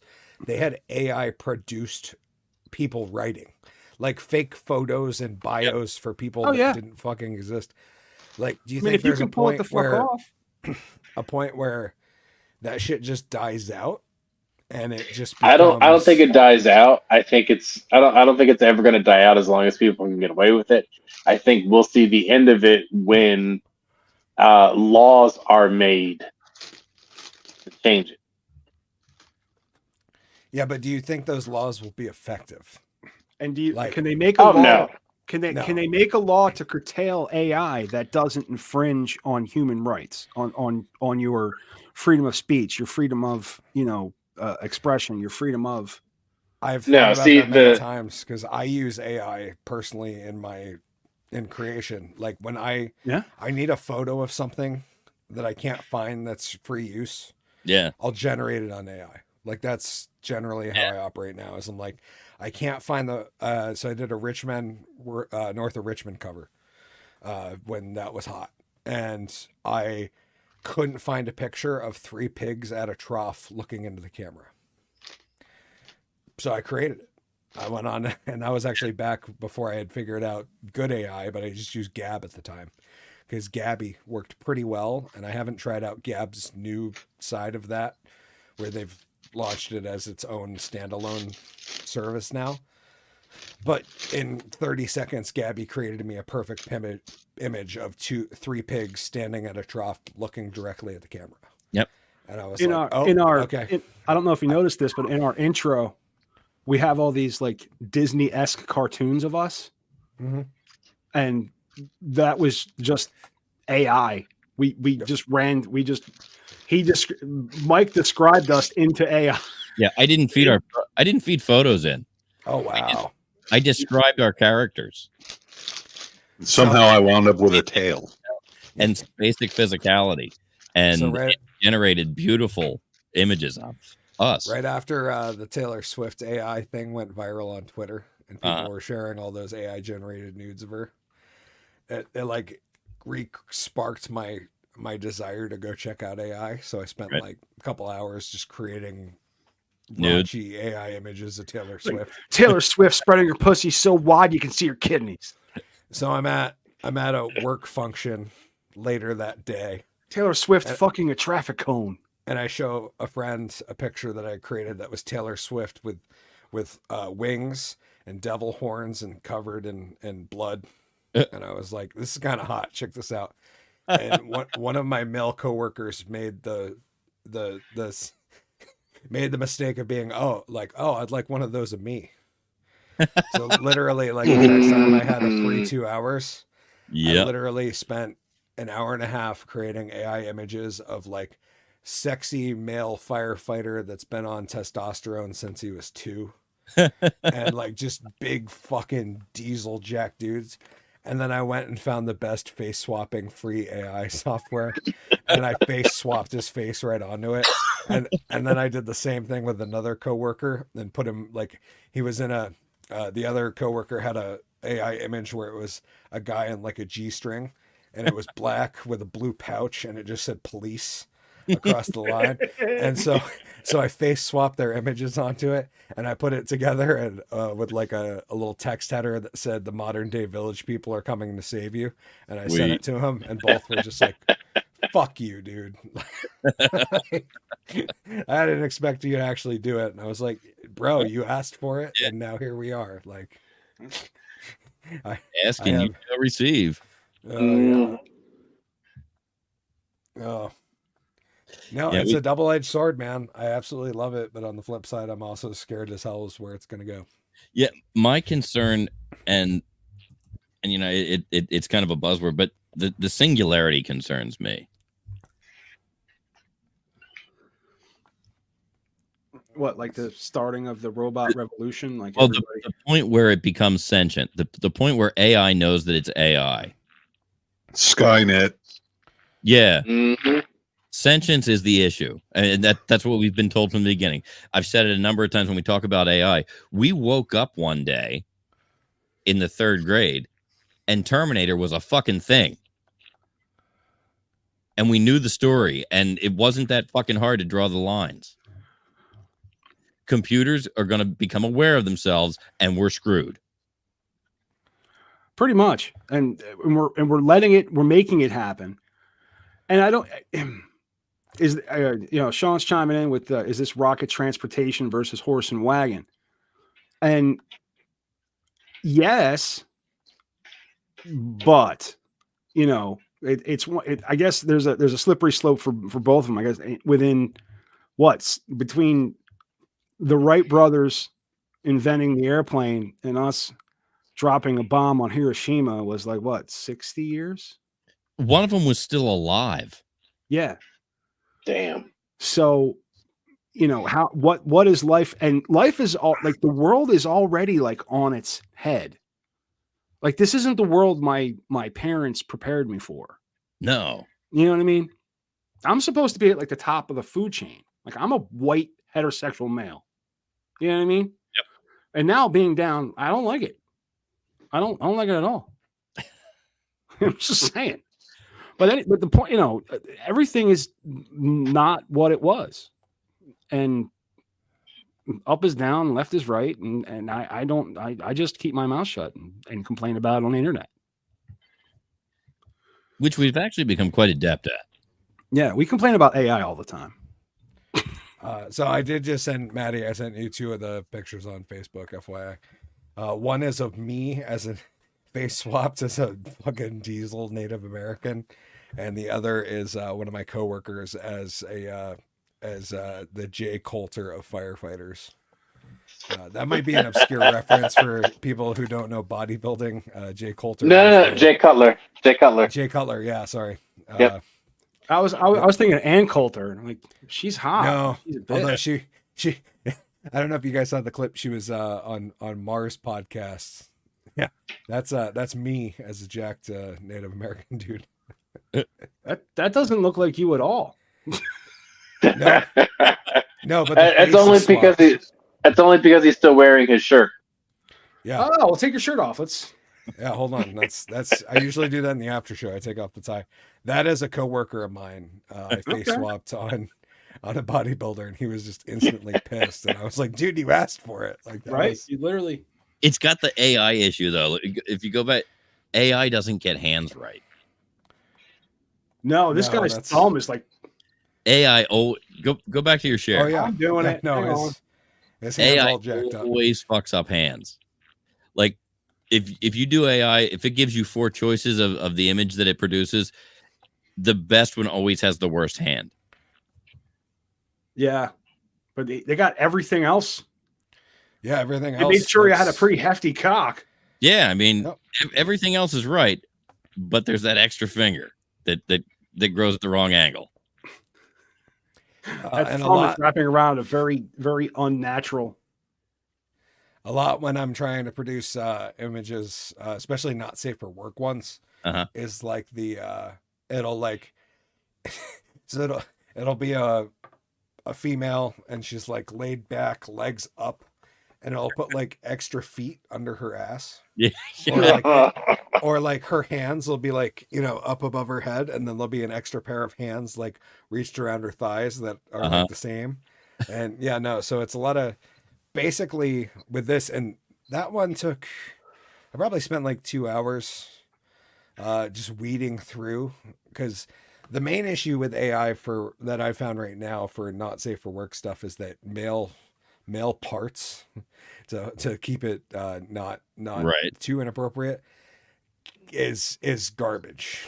Like it doesn't have that yet. It does female parts almost perfect. Other than the fact that sometimes it doubles them up. Right. Sometimes they'll be AI titties are pretty good. Yep. But the lower genitalia will sometimes be weird. There'll be an extra one, or there'll be like one on the belly button and where it's supposed to be. We've had this discussion though. If you were with a chick that had two pussies, do you think you could get your dick to come out the other one? I'm a magician, so most certainly. Oh, okay. Like a time and space, X-Men power, like a wormhole. So, if it was coming out, would you be unfucking her at that point? I mean, the good news was I couldn't get her pregnant, right? That's really the no, but you're gonna get it all over your stomach. Yeah, I've paid higher prices before. It's true, and it usually winds up on my stomach anyway. So that's fair enough. Yeah. But you spent a lot of time looking at man's bodies there, buddy. Yeah, it doesn't bother me, dude. I'm just like That's part of me being in my toxic masculinity, is that like I appreciate a guy, and I'll say this openly and clearly. I appreciate a guy who's dedicated 10 years of his life to taking fucking copious amounts of testosterone and moving more weight than a human body should be able to be. Okay. And it's like, I don't find it sexy. I'm just, it's an admiration thing where I'm like, fuck, dude, I wish I had used the right drugs for 10 years. Right. I mean, like we all kind of have that. When somebody does what they do well, you appreciate it. I mean, that's what we're hardwired to do. That we have a job and we look at other people doing their jobs and say, hey man, he's really good at his job. He must be a pretty good guy. Yeah. And when a specimen like Jay Cutler or fucking I don't know, who are the new guys, like Callum Von Moger or C-Bum. Yeah, C-Bum. Like, I'm just like, holy shit. Like, that guy he's I wish I had the time and dedication and I mean, like, I'm like partly like I could do that because I don't have an aversion to taking a disgusting amount of drugs. Like, that's not the hurdle for me. Drugs aren't the problem. No, I'm cool with that part. You guys are fucked up. It's that I would probably have to start an actual OnlyFans instead of the joking one that I have now. Yeah. And to pay for that lifestyle. You know, I've always said, you know, my parents are lucky that I'm kind of pudgy and lazy, and that I'm a boy, because if I had titties, if I had a body that I thought people wanted to look at, they would have had a really fucking hard time keeping clothes on me. Yep. No, we started joking about that in like 2005 when the wife and I turned 18. Because I was like, if both of us had ideal bodies right then when we turned 18, we would have been nothing but like produce porn for the rest of our lives. Like, that's what we would be doing. I gotta tell you something, man. I've seen some porno where you wouldn't think those people would have, you know, the guts, but they do. Yeah, but that's like, and that's they like post 2016, 2018. Like, I mean, it like might be, you know, but I want to say, what's like, stopping you now is my point. That's a good point. Is that I'm old and I don't want to take that much Viagra to film that shit. I've been secretly taking pictures of my wife's feet. That's funny. We had a conversation about this today at work, actually, because I send my friends foot pics. So a weird one that I'll unveil on you. I get a pedicure every 6 weeks. Okay.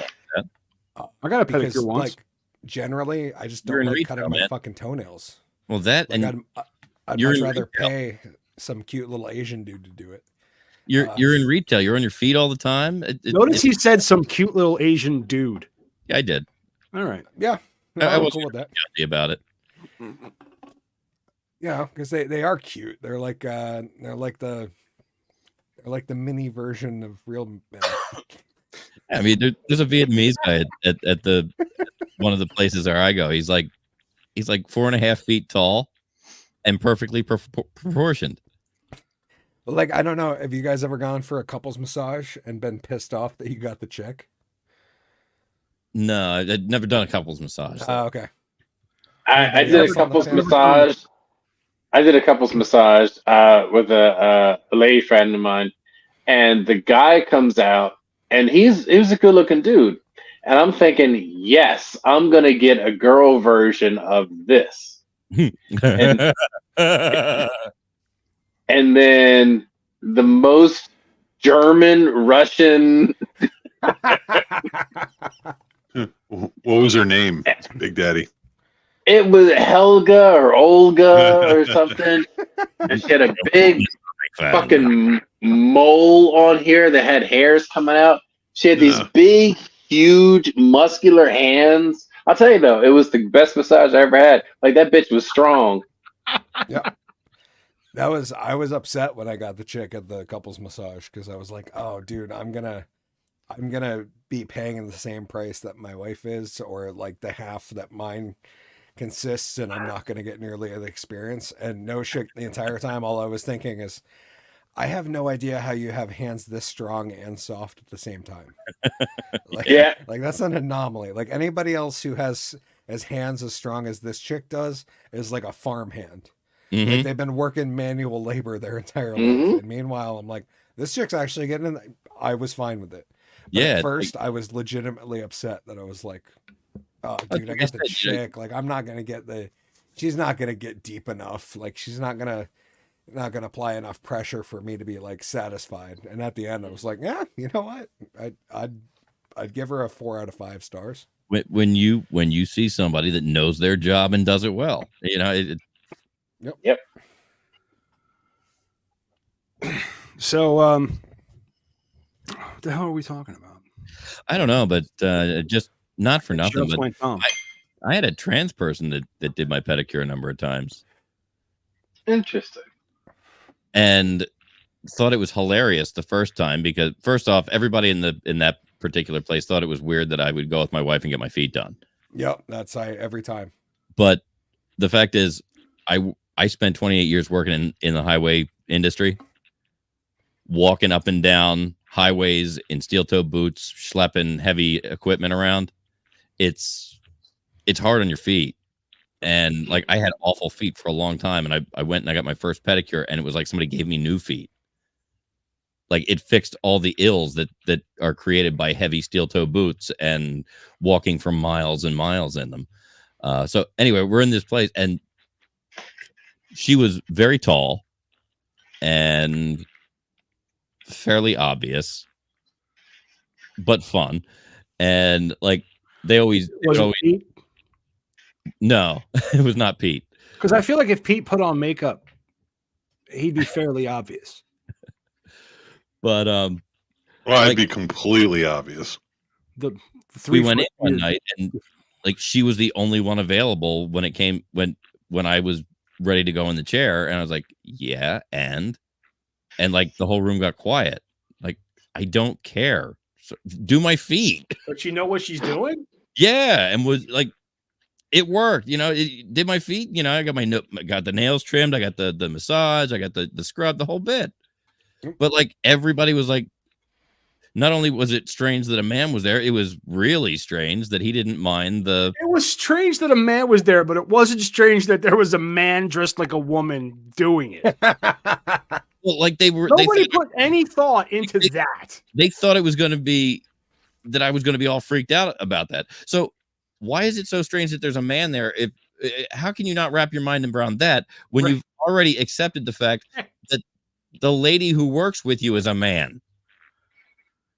Well, yeah. Why would you think that a dude who's coming to get a pedicure is gonna have a problem with that? Right. It's a dude. Yeah, I always get strange looks because it's always like there's a bearded dude. Yeah. At the salon in the chair, and I'm like, I don't care. Fucking rub my calves, bro. Like let's do this. Like let's get that hot stone massage going. It's not that expensive. No, if it's $40 with a tip every 6 weeks, that's more than enough to me be like, I'll never cut my fucking toenails again. And it's major self-care. You know, it's good for your head. Yep. And they have a massaging chair thing that really hurts, and it's nice in a certain spots where I've kind of figured out how to position myself right that doesn't dig in too much anymore. And no, dude, I love the pedicure. I would fully tell anyone that's an expense that's worth putting on the. They always get a little weird when I tell them to go hotter with the water. Do you pick a color? No. Do you get them? No, I get them painted, bro. Yeah, I don't. I'm paying for that shit. You're doing it because I got ugly man toes. Because I'm at that point in my life where I'm like, I don't want my fucking feet to look like my father's. Right. You know, it's like it's not I know they're going to. I just don't like out of pride. I'm like, yeah, you know what? I can pick out a color and it doesn't cost any extra.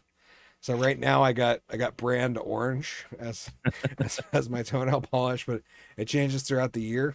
And I haven't felt uncomfortable barefoot in like 3 years. I love it. Nice.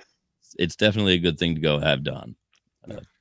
It's my wife just cut my toenails 3 nights ago, and they were about 3/4 of an inch past my toe.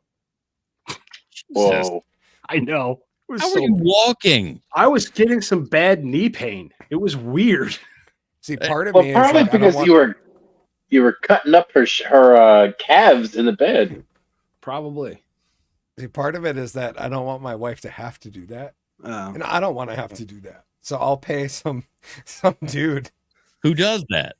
Yeah, to do it in the salon because I don't care. It's easier to.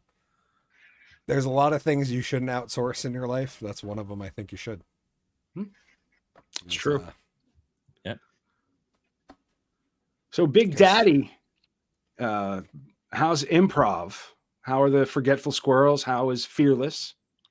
Both recently had shows, so both will not have another show for a couple of weeks. Because you practice weeks ahead, right? Yeah. So both of them were in practice for both of them. Fearless is working on music. So we've been doing this thing where I don't fucking sing, and I don't like singing, but we're doing a lot of singing in shows, and I'm not a fan of it, but that's where we're going. So yes, and so you've been elected to rap, I assume. You see, and that is what I'm trying to avoid. But it just so happens that every time there's a musical game and I get put into it, because I know how to keep a fucking rhythm and make a rhyme, and I seem to be the only one with that ability. So, like, the token black dude is singing all the songs. So that's got some bullshit in there. Maybe you should go James Brown or Teddy Pendergrass on him. Yeah. I was thinking more R. Kelly, but start pissing all over him. That's right. All the songs just about pissing. Hey, front row. This is just like going to see Gallagher, but different. And then I whip my meat hammer out. And the Squirrels, I believe our next show is going to be if Saturday is 4/20, I believe it's that day. Yep. April 20th? Yeah, because if April 20th, if that falls on a Saturday, then I think that's our next show. Ooh. I'll be able to be back on the horse this year for 420. It's the first time in a long time. Fun. Yep. Saturday is 420.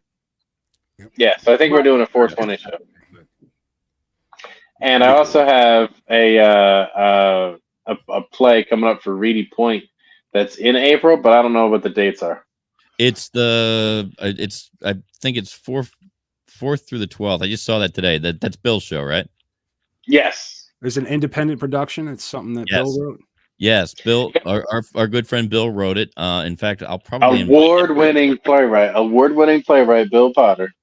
Yeah, Bill is fantastic. I did a couple of projects in tandem with starting this show with Bill. We did a movie in COVID that we filmed entirely on Zoom. In fact, Stanley was a part of that production as well. Yep. Called Life in a Glass Jar. Yeah. Nice.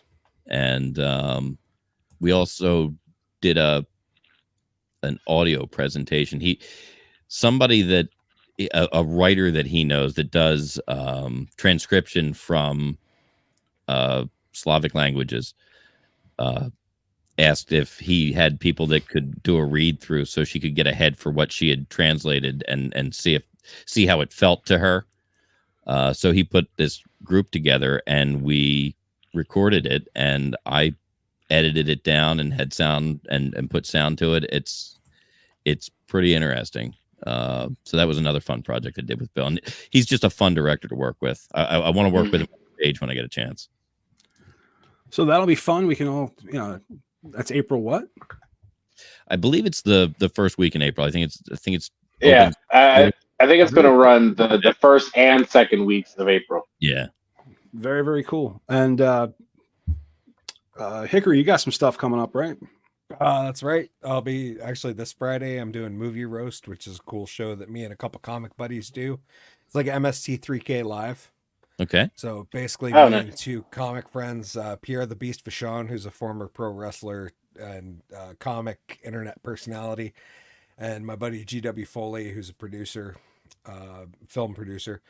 We sit down and roast films. So we're doing Point Break on Friday.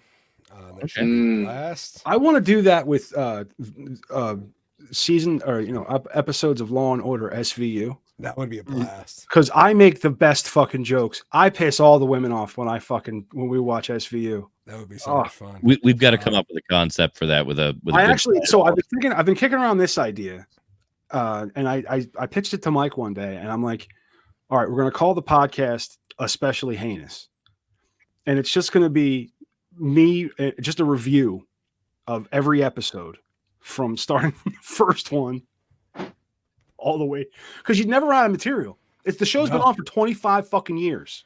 Yep. 28 episodes per season. Yep. We could just keep fucking going. And the best part about it is the earliest episode. I talk about this all the time. The earliest episodes of Law and Order were SVU were fucking hilarious. The best fucking jokes. I mean, joke after joke after joke. Watch the first Law and Order SVU. It's riddled with jokes. And Jerry Orbach had that great deadpan delivery. Well, that was the regular Law and Order. We could do that too, but SVU, you could get multiple series spinning up on this one. Yeah, SVU, you had Belzer. Yes, again. SVU, you had Belzer. Maloney. Belzer was terrific. And, Maloney is a beast. Yeah. Who? Maloney. Chris Maloney. Oh, he played Elliot Stabler. I don't know if I'm a Law and Order SVU fan or if I'm a Christopher Maloney fan. Happy was a great fucking show. Oh, that was incredible. Red American Summer was like one of my favorite. Oh my films. god, he was incredible in that. So good. His new show is pretty good. Or Law and Order Organized Crime. He's not as bad. It's Elliot Stabler. He's not as badass as he was, but as far as breaking the rules and losing his mind on people, because dude Stabler used to beat the crap out of people. Yep. But I forget his name, but the guy who played Mayhem, the guy who does the Mayhem commercials. Oh yeah. In the first season. Yeah. Yes. He's in the first season of SVU, and he was fantastic. Mm-hmm. They didn't get Ice-T until the middle of the second season. So I have a whole arc, man. We can go. We can just go. I'm just saying. Especially heinous. Especially heinous. All right. I'm going to start thinking about the VO for that because we can do it. Yeah. And then March 15th, 16th, Hickory TDAU's birthday show is live at Woolen Mill Comedy Club. That's in Bridgewater, Vermont. And we have two shows lined up back to back Friday and Saturday night that involve multiple performances from the Hickory Entertainment Group. So I myself, from behind the scenes, will be doing a set. I'll be finishing each show as Hickory, doing like a 30-minute magic set. But I'll also be opening the show doing a music set. One night as Uncle Dad, one night as Molasses, and then doing a stand-up set. We also have a guest comic and a guest musician for both nights. My best friend, who's a guitar player in my band, is coming down to DJ the show, and my good buddy GW is hosting, and we have burlesque performances sprinkled all throughout that shit. Fantastic. So yeah, it's a big couple nights, but it's totally worth the $20 ticket price.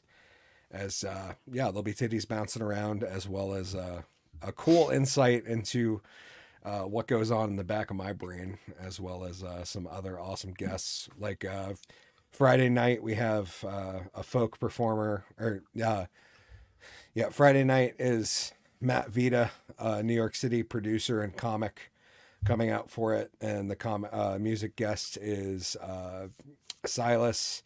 Molasses will be performing that night, and then Saturday night, King Shamak Blaze, an awesome black comedian from Burlington, Vermont's coming down for that, and the music guest is Vast and Slade, who are a rap duo who've recently opened for Mac Lethal. They're opening for R.A. the Rugged Man next month. And yeah, I've done a couple other really cool shows. Sean said, I must say I really enjoyed the conversation this evening. My newest grandson was born today at 1 p.m. John Patrick Henry. Sean, congratulations, brother. Congratulations. Congratulations. That is so wonderful. Congratulations. Woohoo. Give me titty or give me death. Another patriot for our country. Welcome to the world John Patrick Henry. Yeah. JPH. Yeah. Announced here on the Media Virus podcast. Fantastic. Welcome to the world, little buddy. I hope good luck. I hope you find the world well. And I hope you turn out as awesome as your grandfather. Finds you well. That's right. Sean's an awesome dude. That's fantastic. I love and now he has this clip to share with his grandson someday. That's right. Yeah. Anyways, that's all I got on the plugs is you can find me at Hickory TDAU, at Real Hickory TDAU, because Facebook doesn't care and that shit got hacked like 2 years ago. And they just I saw that. The one question I have about that is, did you have 43,000 followers before they hacked you? No, Damn. I had like a little over 1,000.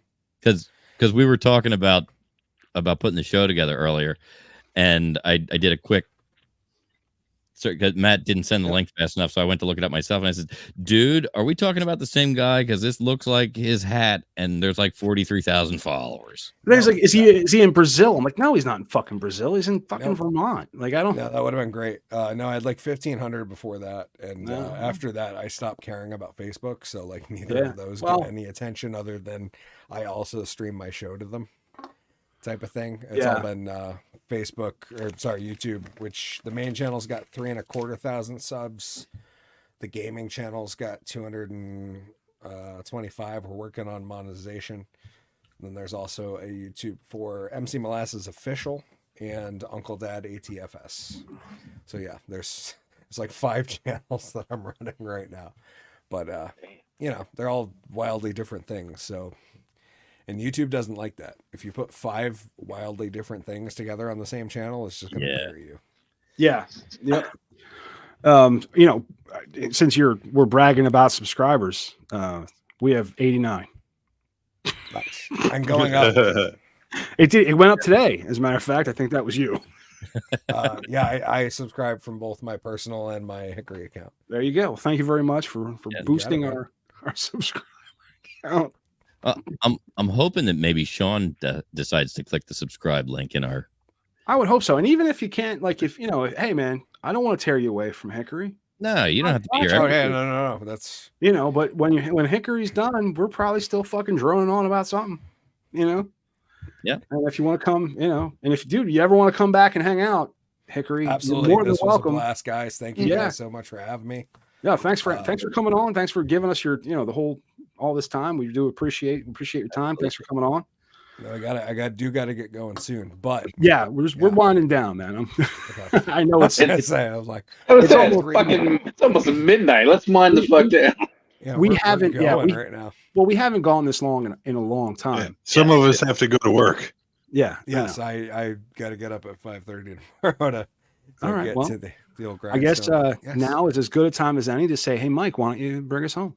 All right. Once again, just a quick reminder that, as always, the Media Virus podcast is brought to you by 302-46 Voice, My Art Sports Shop over there on redbubble.com, Stepmoms Without Children podcast, and the Disruptive Minds podcast. So, on behalf of Hickory, the Drunken Underwhelming, Big Daddy, Grease Monkey Pete, and our fearless leader, Matty Rockdeff, I'm Professor Mike Latoris, coming from to you live high atop Uncle Butch Studios. This has been the Media Virus podcast, episode number 172. This is the C Block, and we will be back next week. I promise.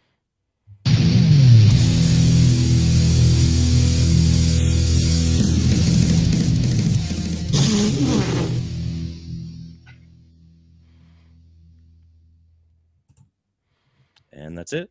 And we're clear.